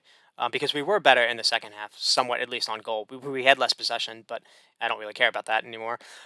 Um, Yeah. Just in the first 27 seconds in, Tim Ream has the ball. Gakpo is basically just staying tight on Anthony Robinson. He does not care that Tim Ream has the ball. Memphis is staying tight on Dest, and yeah, it just they don't care about pressuring us or marking our two center backs, and it just felt just on second watch, it was like, oh, this is kind of a problem. Um, but we do get the Yeah. first chance. It is Pulisic, so it comes from Musa basically winning a throw in off Frankie De Jong. Dest throws it into Ferreira. There's a nice layoff pass. Credit to him at least for that. Dest takes Blind on, gets by him, but his cross is deflected. So the Dutch win the first ball, but they don't necessarily aren't able to clear it away entirely. Tyler Adams is able to body off Memphis and Clausen basically, and he hooks a ball basically towards Pulisic, and he's completely in on goal because it looks like Blind is able to keep him on sides. And the only thing I can think of is maybe Pulisic rushed it because he didn't think he was on sides. But because Yeah, and he did. He looked over at the linesman immediately too. So yeah, that's a good point potentially. Yeah, because it's either that or he's trying to get it under like through his legs. You sometimes see players kind of do that, but he's relatively close. It was surprised he didn't try to pick out a corner. yeah. I mean, a more composed finisher probably would have. And he took it. He took it first time with his left foot. So he didn't try to take a touch or try with his right. It's just kind of he just kind of like swiped at it. It just felt like I can it's first minute into the game as well. So Yeah, it was just unlucky. Good save by Nuppert. He's able to he does kind of move his leg out a little bit. I think if he doesn't move, it maybe goes in. But yeah, yeah, it was close enough where it didn't really matter. Um, yeah, but but like Jeremy said, like he thought the first 10 minutes or so went our way, and it did feel that way. Because a few minutes later we have the ball again in a dangerous area. But it felt like well, this is actually actually negative because we have the ball in a dangerous area again, but we lost it. Memphis is able to get the ball on the sidelines. He tries to take Zimmerman on 1v1, but is stopped by Tyler Adams. Basically kicking the ball away. But that's out of the picture. So we saw this a lot too. Anytime we lost the ball, it was yeah. uh-oh times for us. And we've kind of Mhm. talked about a little bit why. And then what I think happened in the fourth minute was you saw basically what Holland did that led to their first goal. So the three CBs are spread out, and they have Dumfries kind of hugging the sideline when he receives it. So that forces McKennie to go and mark him. He then goes back to Timber. He's completely free. We only have Pulisic basically having to mark two people. Um, and he basically stays on Van Dyke. Then they pass to Virgil van Dijk. Then Ferreira tries to press him. That doesn't really work. They pass the ball quickly to Ake. So they would move the ball from side to side quickly. And then Ake does find Blinn, but that's too late to kind of close down on him too. But then Blinn is able to get Memphis the ball, but Tyler Adams is on Memphis. So Memphis isn't able to get that pass off. So try to remember basically that stretch because that's what happens basically, I don't know, 5 or 6 minutes later. So they Yeah, gave us a warning how they wanted to basically try to play, how they tried to play through our quote unquote press, build up, and then anytime if Memphis is able to get that ball off, then it's uh-oh times because the midfield is kind of open. Um, but we were able to get a second chance. This happened in the seventh minute. So what happened is Pulisic, McKinney gets a throw in. He quickly throws it over to Pulisic, and he's able to get behind the Netherlands back line. But there's just absolutely no one for him to square a ball to, which is just really unfortunate. But I think the trouble yeah. basically, That happened a couple times. yeah, I think the trouble starts here. So Ream tries to play a ball that basically worked 3 minutes ago. He's trying to find, I think, Dest. Blind is quickly to read it and pounce on it, and basically it allows the Dutch to kind of break up field with Dest out of the picture again. Memphis has the ball, but is quickly closed down. And then after McKinney boots it away, this is basically the last time we touch the ball until basically they score. And so Yeah, this happens in like the this eighth minute essentially. But one thing that's interesting is when I paused it, the ball that Memphis is trying, he's trying to basically float a ball to a completely unmarked Dumfries, who is making basically a mass run from deep, and Dumfries is completely open. Robinson is already covering someone, and this would have had we not been able to block this cross off, they probably do score on it. So you saw the issues just immediately, just in that first, like in that one attack, essentially. yeah, definitely. And so they do get the first goal, the 10th with Memphis. It's Shambolic a little bit on our end, but It's a pretty goal. I think there's 20 passes basically in the movement. But Mhm. like what I said, basically, a couple minutes ago, they're moving the ball from one side to the other. They get the ball to Blend. Dest is once again too late to close down. Blend plays the same ball to Memphis, but this time Memphis is able to lay it off quickly to Darun, who then fires it quickly back to Clausen, who quickly passes it back to Memphis, and then Memphis finds Gakpo. And this is all basically one-touch triangle passing, just really quickly. They knew what they wanted to do, and they recognized when the space was open, when to play that ball. Um, and then you know, basically, let's see. Gakpo is kind of running down. Oh, Gakpo is able to like basically find Dumfries. Um, but one thing that's weird is Robinson knows, you know, basically knows Dumfries has the ball, and what he does is he tries to basically run kind of in. He tries to run towards goal in the middle, and basically runs away from Dumfries. Which is a negative because that gives you that makes you more ground to close down when Dumfries does get the ball. And basically, Right. what happens is Dumfries. Oh, maybe it's Gakpo. Is Dumfries get the? No, it's Memphis. What Dumfries is able to kind of get the ball and get the cross off without anyone basically getting a foot on him. And Mhm. one thing that is also annoying too is Memphis is just able to kind of keep running, and Tyler Adams, it basically allows him to kind of go past him, jog past him, Yeah. and Yeah, you kind of switched off on that one. yeah. And what's annoying too is Moose is kind of late to react to. It almost seems like Mhm. they weren't expecting that kind of cross to come off because it came off early. Sometimes people kind of like look, hold on the ball. They do. It was just very direct. The way that they Dumfries just like looked up and he made his decision really quickly, and it was a good ball in. Mhm. Yeah. Oh yeah, it was a really good ball, and yeah, and you mentioned like the difference in the quality service from their fullbacks compared to ours was another reason why they were kind of dominating those wide areas. Yeah, and one thing to kind of touch on is I mentioned how Tyler Adams was a fireman, but one thing that was kind of just really disappointing is he was doing this for Iran, and he was tracking runners, he was stopping crosses.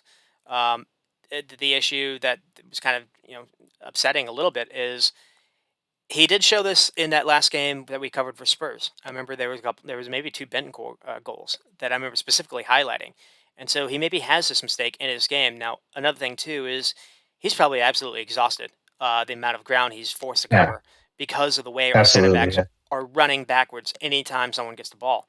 That the more the more that happens, yeah, that's more space for someone to kind of track back because he was the only one doing it. And that's that's a lot of Yeah, ground. So it is, yeah, especially over like 4 games. so unfortunate. We do get a chance a little bit after that. McKinney does well to win a 50-50 ball. He gets it to Adams, who quickly plays. He plays a good ball ahead to Pulisic, he's able to run onto. But again, there's just a little bit like earlier. He really doesn't have anyone to. Oh, he does have options. He does have options to cross it. But what happens is he picks the wrong option. Um, so instead of trying to play a ball kind of hard into the 6 yard area, he almost tries to cut it back, and what he does is he misses everyone. So he had Way, I think he even had Ferreira, and yeah, he just missed everyone, and then they were able to just kind of boot it away.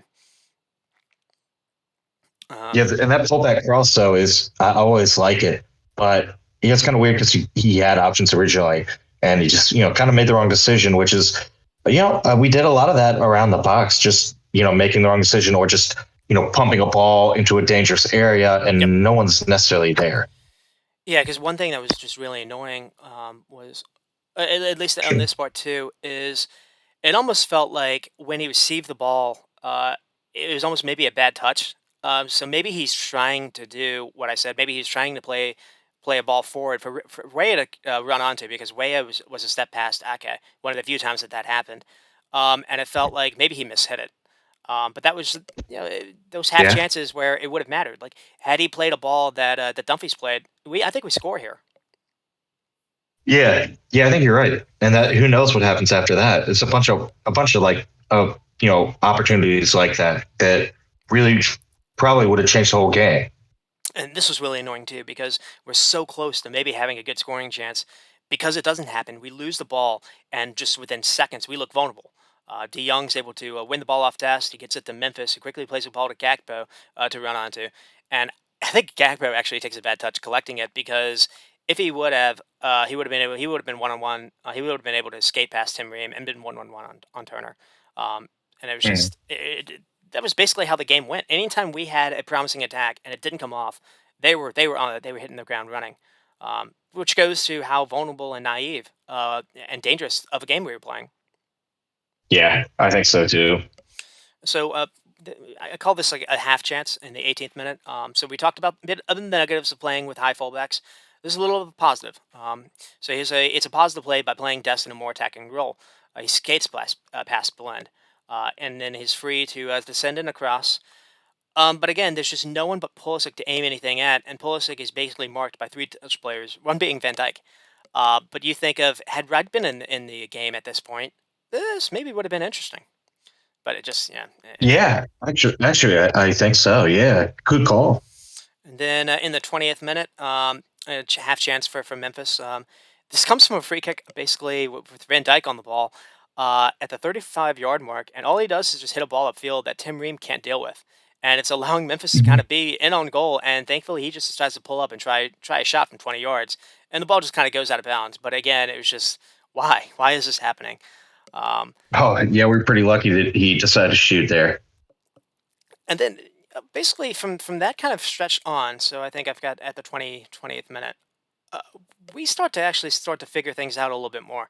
Now, we've already kind of gone after kind of Ferrer being like maybe not necessarily being ready. He helped us on at least in this little stretch because I mentioned how we were struggling to get our midfield involved in the game.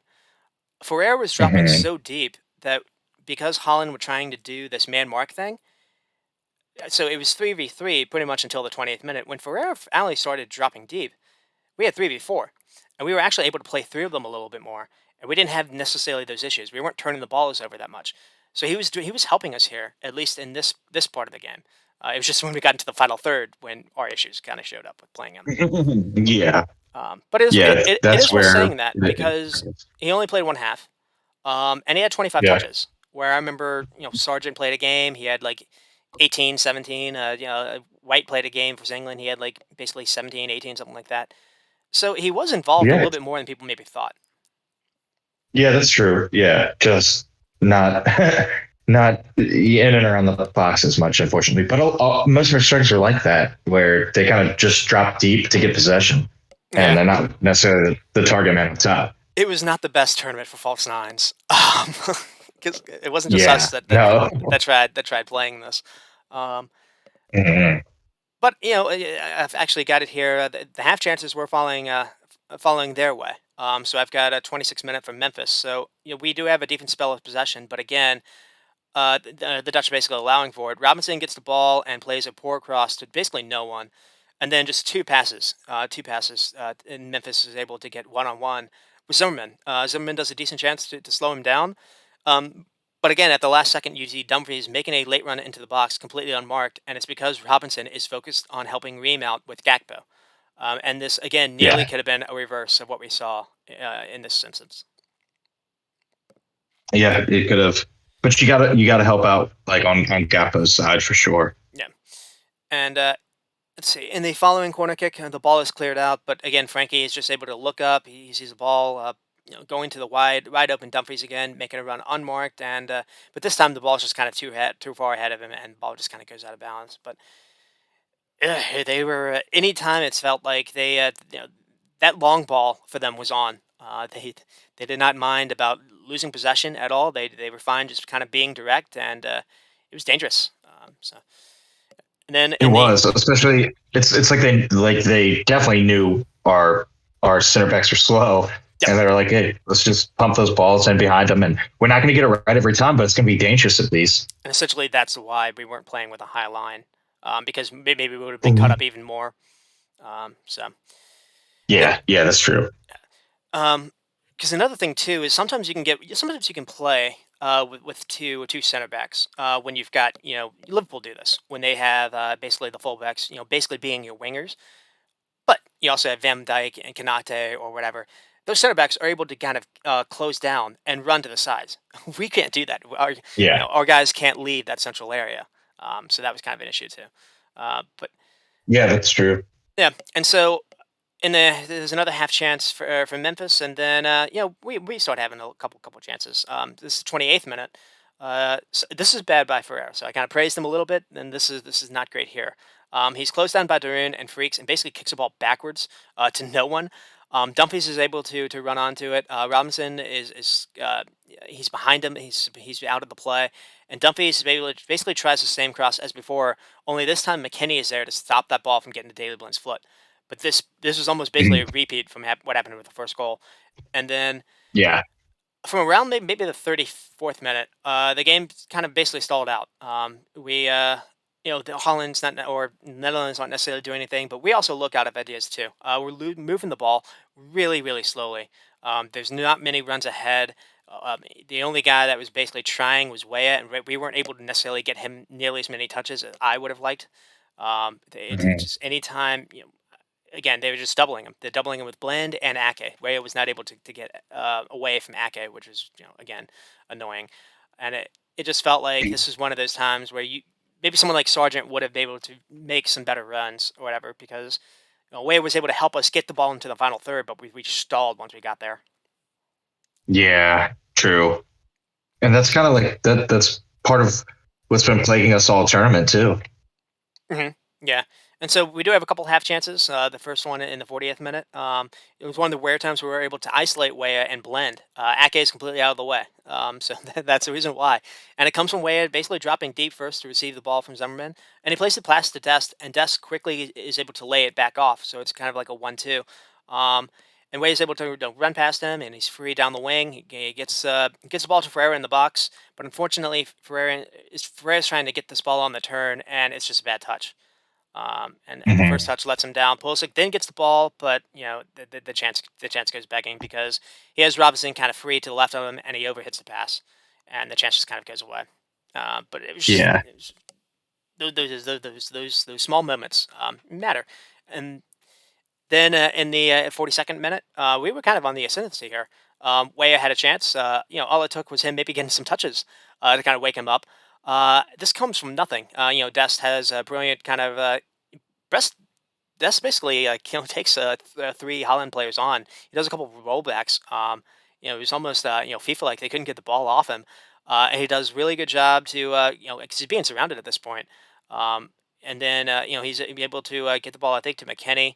Um, I think they try across, the cross is deflected, but Way is able to basically get on the end of that deflection, and he has a crack from like 20 yards out.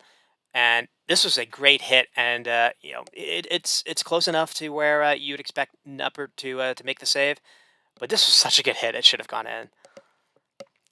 Oh my god, it was a rocket, and those are some of the times that it's just like, man, really like to see like where that would go if it didn't get blocked.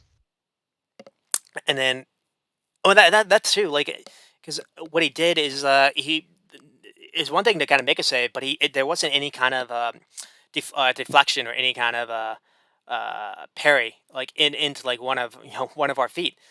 He was able to kind of get it to go wide as well. So yeah, Mhm. unfortunate, and we didn't see enough of that, enough quality strikes. Yeah, yeah, and it hurt us. It hurts. And it's we talked about like all tournament too. We knew it would end up biting us in the butt, and yeah, it definitely did this game for sure. And this is kind of funny. So we're starting to have a little bit of possession here. I mentioned the two chances here and there, and then the ball gets to Zimmerman, who's like 8 yards further back than anyone else. And just the mere presence of like Memphis just somewhat like in the camera angle. And he freaks out and just plays the ball out of bounds. Like that was our first half. Um, Yeah. and then we have one more chance with Dest before their goal. So we're finally cooking a little here. So I mean, Dest is running past people. Dest was starting to be really really influential in that in that 10-minute stretch. So he blazes past Ake, Frankie De Jong. He's able to basically dribble all the way into the box, and he just scuffs his shot or slash cross. I don't really know what he's trying to do. And Van Dijk's able to just kind of clean it up. Um, it was Yeah. just had he been able to get a clean strike, and he's in the box, that maybe would have been a chance. So, Yeah. Yeah, I think so.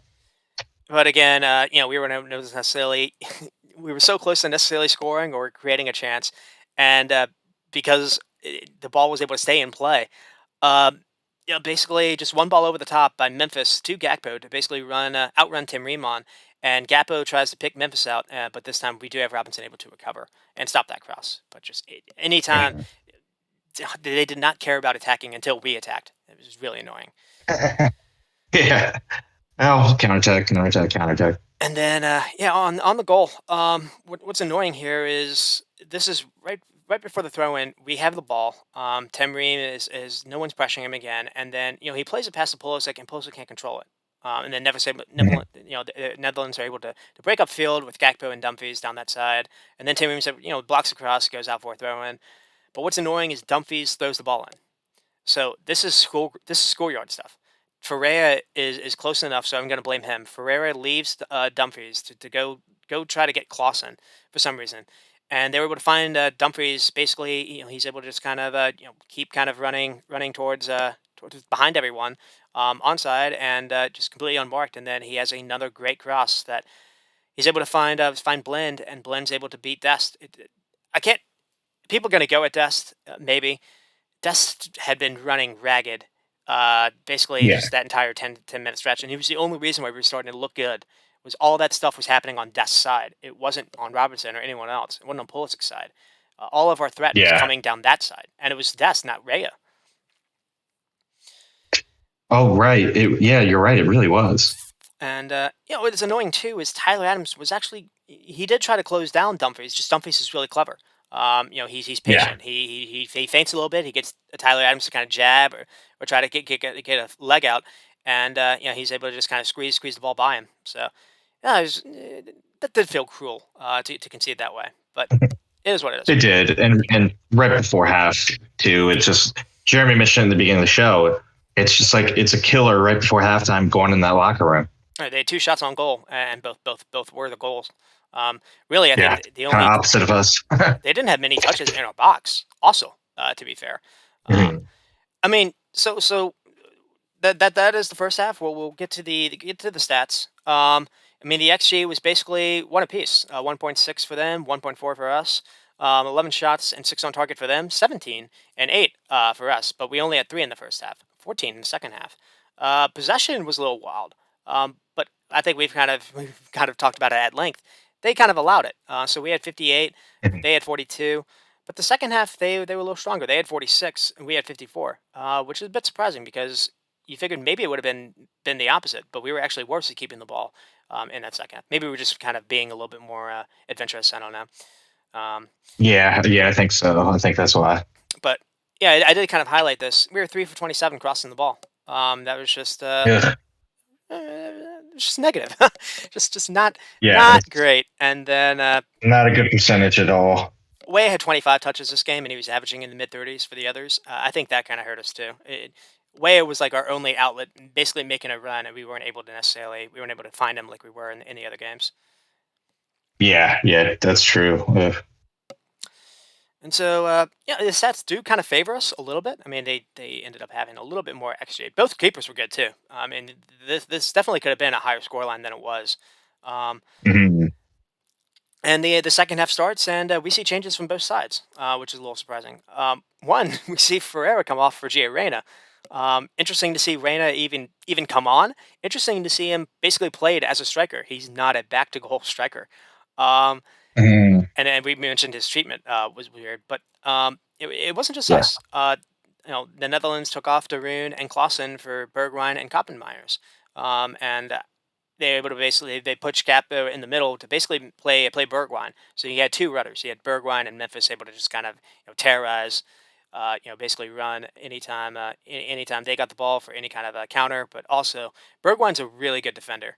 The reason why Jose Mourinho played him when he was at Spurs is he was excellent at running his work rate when basically defending without the ball.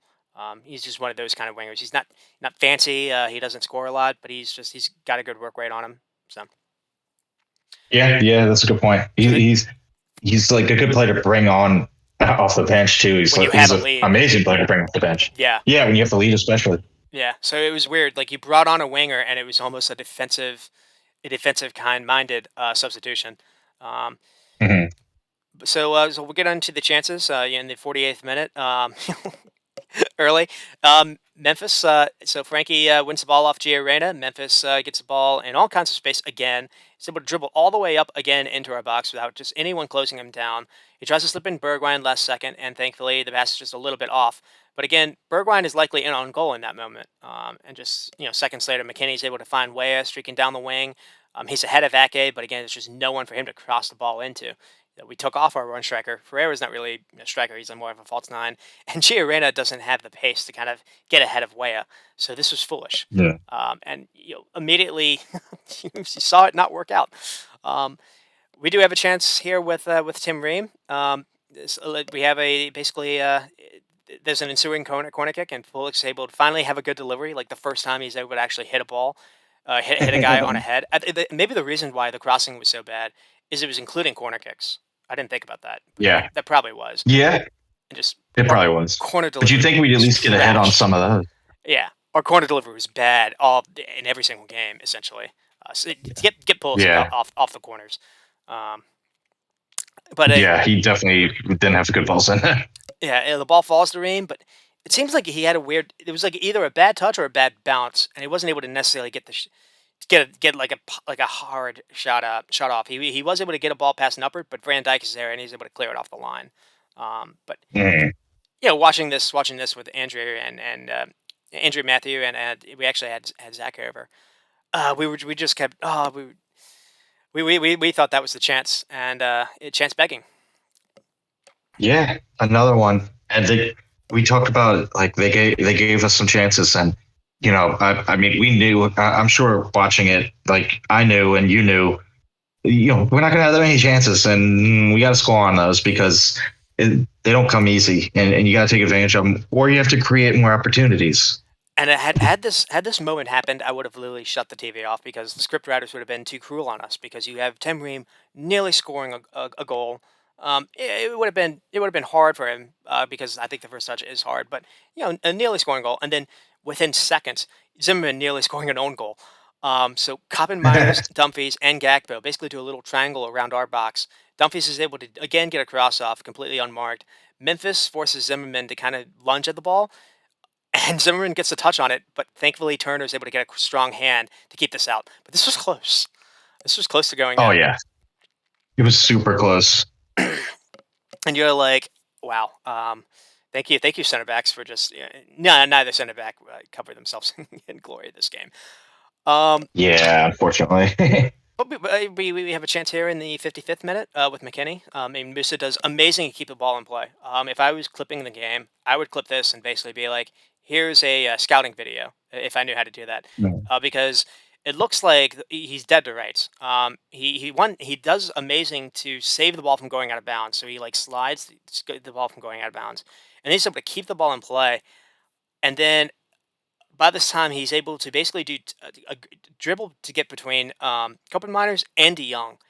So he has clever feet, and he's able to find McKinney. And I just think the Holland players were like, "Who the hell is this guy? How did this happen?"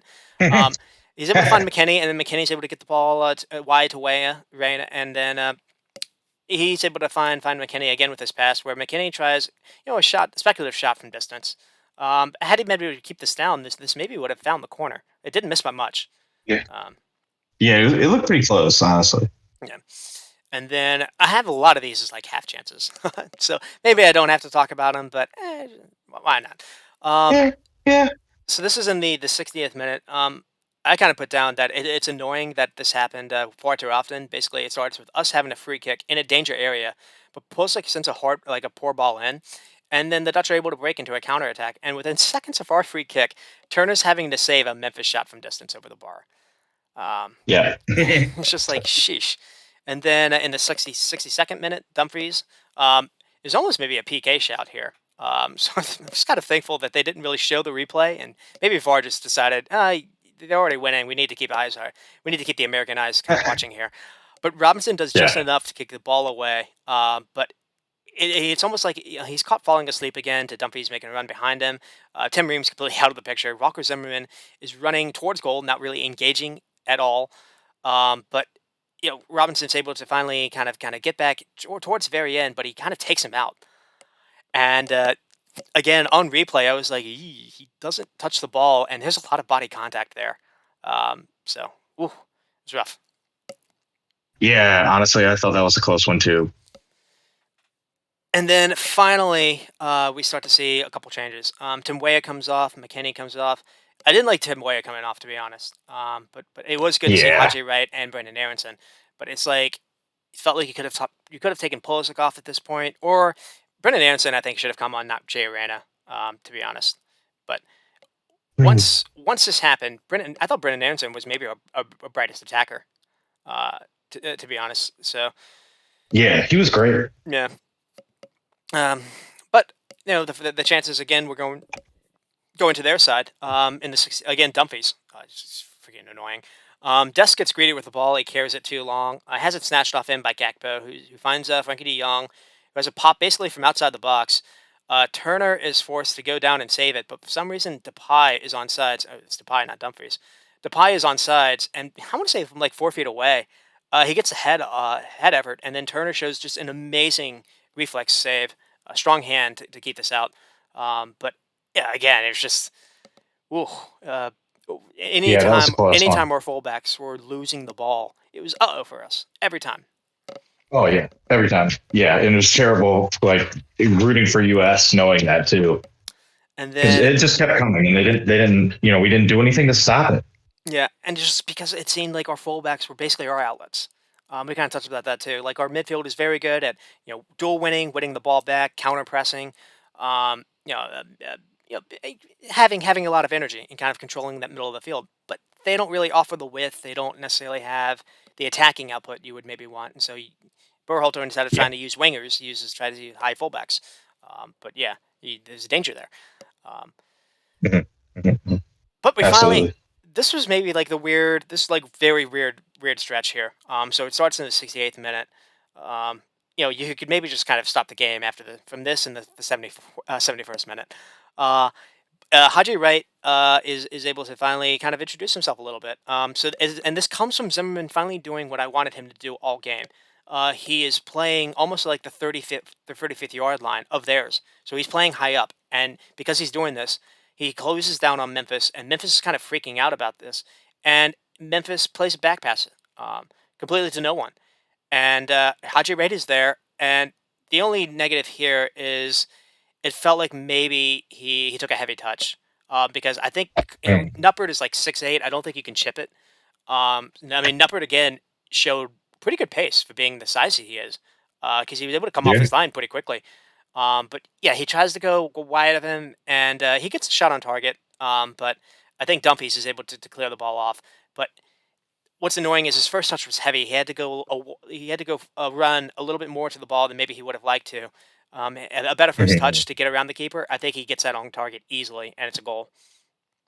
Yeah, that first touch just it took him too wide. It Yeah, would have been like it was on target if it wasn't blocked. But yeah, the first touch, not great. That's like something else that in particular this game struck me was our first touch wasn't as good as it's been in other games. I think so too. And that immediately comes into heavy legs, or at least in Wright's case, maybe he was nervous as hell.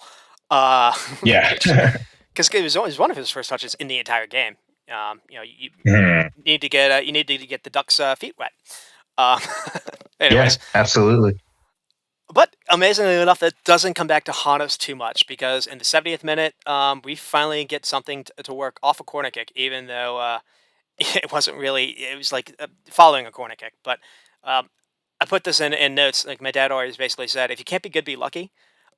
Basically, he would use it when Yeah. he was like golfing. He would like anytime he would like make a chip or like miss hit a chip and it would go in or like miss hit a putt. He would like always say that like wink. And I just feel like that kind of worked here a little bit because this was I do Yeah. not know what Haji Wright is doing, but it worked. Um, but Yeah, and he got a World Cup goal, and I true. don't think he had any idea what was going on. But so Hey, I'll take it. His he almost didn't. He first almost strike didn't. in He ball almost didn't play. celebrate. He was like just so shocked about it. Um, Yeah, he's like, what? How did this happen? Which is it's just funny because it's another poor delivery by Pulisic. I mean, the ball goes to Nathan Ake, and no one is around Ake. So Ake just heads the ball away, but we are able to win it back. I think it's it's Yedlin actually. So Yedlin's just come on. Yedlin's able Mhm. to help out. He beats the Depay to the ball, and then Gio actually helps out too. He's able to beat I think De Jong, passes it back to Yedlin, and then Yedlin, just slumped on. He plays a very nice through ball to Pulisic, and then Pulisic finally does well to square a good ball hard across the goal in that 6 yard area, and Wright somehow backheels it to do a crazy spin to leap over everyone because what's weird is Dumfries is there, and Dumfries is pretty tall, but it's still over his head too. Like it was just floated in perfectly. Yeah, it was a great ball. You remember that like ESPN like segment, like they had like Bill Nye or Sports Science? I think it's Sports Science. Oh, sports science. Yeah. It'd be interesting. I don't think they do it anymore. If someone could like look at like No. the spin to like what were the chances of the ball like spinning that way? Because that was just so weird. Um, but yeah, it worked Yeah. out. We'll take this.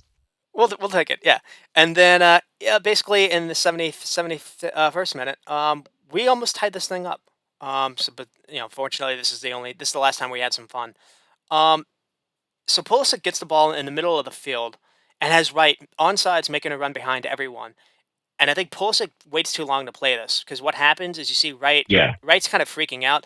He actually tries to he stops his run to make sure he's onside, so he's like aware of that. But the way Ake was running back, he didn't have to do that. But because Pulisic waited and then played it, Wright had more ground to make up, and the pass wasn't to Wright's feet.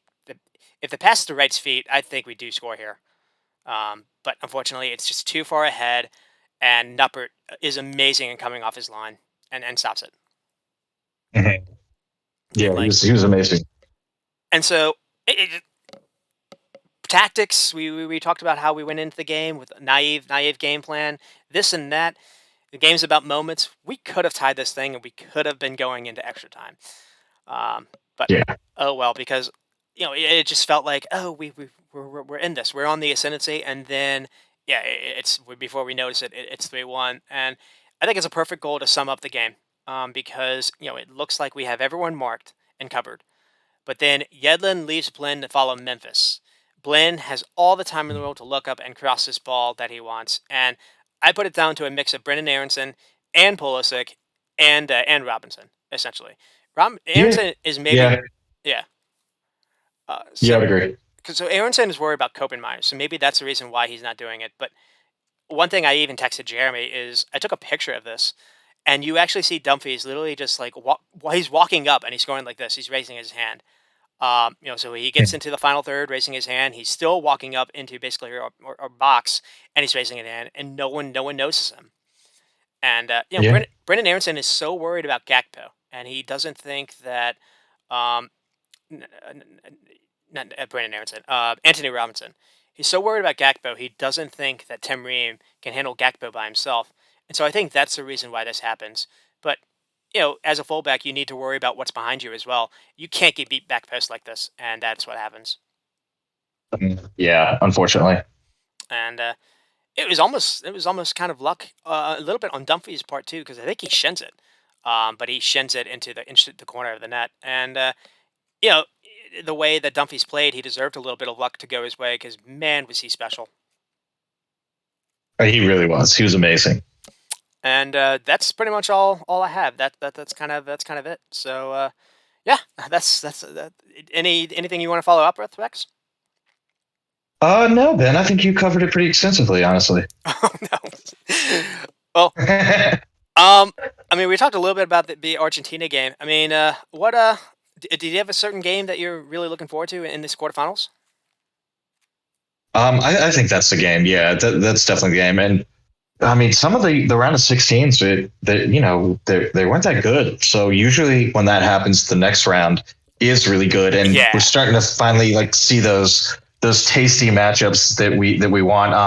I don't know. I'm kind of really hyped about France and England too. Mhm. So it might be the Netherlands, Argentina, and then the France England game. Those are the two that I'm super excited for. But I think they'll all be good. I think Morocco, that's going to be a great atmosphere again, and they'll probably play tough. And that one, and let's see what happens with Portugal. We got all the Ronaldo stuff that's always entertaining if you're not a Portugal fan. So I'm excited. I'm looking forward to it. And the round of 16 was a bit of a dud in terms of matchups, and I'm expecting a rebound this time. And it's been a couple days since we last had a game too, so everyone's getting back excited and everything. So yeah, I'm looking forward to it. But I think I'd say that England matchup is the one that I'm eyeing the most. That England matchup is tasty because if it wasn't for I think Harry Kane or maybe Sterling kind of hitting the post against Croatia 4 years ago, I think this would have been the final. Um, Yeah, you're right. Yeah, what if? Yeah, and it is that's funny right. Yeah. how I don't know if they've ever played. Have they played in any kind of Euros, or any kind of like knockout setting? I know England's played Germany a bunch. It doesn't feel like they played that often. This really is Yeah, I'm sure they tasty. have, but yeah, it doesn't. Um, Yeah. Oh, I can't wait. Can't wait. because it's funny too. It, you look at what England has, and they've been overachievers. You could maybe say, or maybe underachievers, like all this time. Um, Mhm. to get this far, especially if they do go ahead to beat France, maybe we should really start to look at Southgate a little different. Even I'll definitely Yeah. be eating my shorts here, because made the semis, made finals in Euros. Um, this pragmatic approach has worked in their favor, and Yeah. it is kind of funny where you look at it's maybe not the most pretty soccer on the eye. You feel like they've got the players to maybe play a little more aggressive, but it Mhm. works in tournament style. The thing I'm thinking about is in the past they have mostly played a back three system. I don't think no one. Yeah. I don't. They've mostly been playing a 4-3-3. In this tournament, but one thing that's interesting is he has kind of subbed off Mount for basically Henderson, so they've had a little bit more midfield Oh, balance. yeah. It's allowed Jude Bellingham to play a little bit more attacking, but in this game, Oh, and he's been amazing. Yeah. I think it would suit them to basically don't play with a third midfielder, play a back three, and play Kyle Walker and basically Trippier or I guess maybe even Trent, and double up on the Mhm. wings, double up on Mbappe. Basically say that you have to Yeah. beat us through the middle. Maybe you have three center backs to kind of annoy Giroud. Make Mbappe or Dembele beat you through the middle. Don't allow them to beat you on the wings because yeah, it almost feels like England have the makeup to at least make this uncomfortable for France. Yeah, potentially. And I think if they can play good defense from the start, then I think it's going to be a really good game for sure. But yeah, I mean, the fullbacks are going to have to be on because we know that, I mean, obviously their center backs are kind of slow. And I don't want, like you said, we don't want Mbappe like cutting in and beating a fullback and running at like Stones or Dyer or Maguire. Yeah, yeah. I mean that's why I was thinking of maybe you even play Kyle Walker as the center back. I think Kyle Walker's fit You now, could. because they've Yeah, done I that. think they're right. They've done that in the past. Now Kyle Walker is not great at necessarily marking people, and maybe Giroud would be able to get something on him. But Kyle Walker has pace. So if you need recovery He pace, does. he Yeah. could do that. Super fast. Yeah. Um, Yeah, that's true. I wonder how much he would play though, just coming back from injury. True, true. Like another thing is, this is where Reece James would have really helped out. I think I would actually pick this Oh yeah, upset if Reece James was playing because Reece James can play at center back, and that would have been. you could have had Yeah, Reece James at that would have center been back, interesting. like you saw that versus Real Madrid and Vinny Jr. Where it worked out. You could have Yeah. Reece James at center back and either Kyle Walker or Trippier. Yeah. But another thing I'll be interested in: Hmm. do they try to play? Does he try to be interesting and play Rashford almost opposite of Mbappe? Um, Ooh, that and would be interesting. I know he's tried soccer there or Foden, but play someone super direct and fast. Where because Mbappe is not going to do any kind of defensive work. Right. Overrun that fullback. So that would be Taylor Hernandez probably. Um, maybe Yeah. Ooh. maybe after the 60th minute mark, maybe Taylor Hernandez's legs get a little sore, and he needs a little Yeah. defensive help because Mbappe is not going to do anything on that wing side. It's going to be open. Yeah. It's kind of unfortunate too, but it looks like this could be a good game for Sterling, but he's not there. So yeah, I mean, maybe it will be Sacco or I don't know. I don't know what Southgate will do, but it did kind of set up for a good Sterling game potentially. Yeah, it's weird. His like house was broken into, right?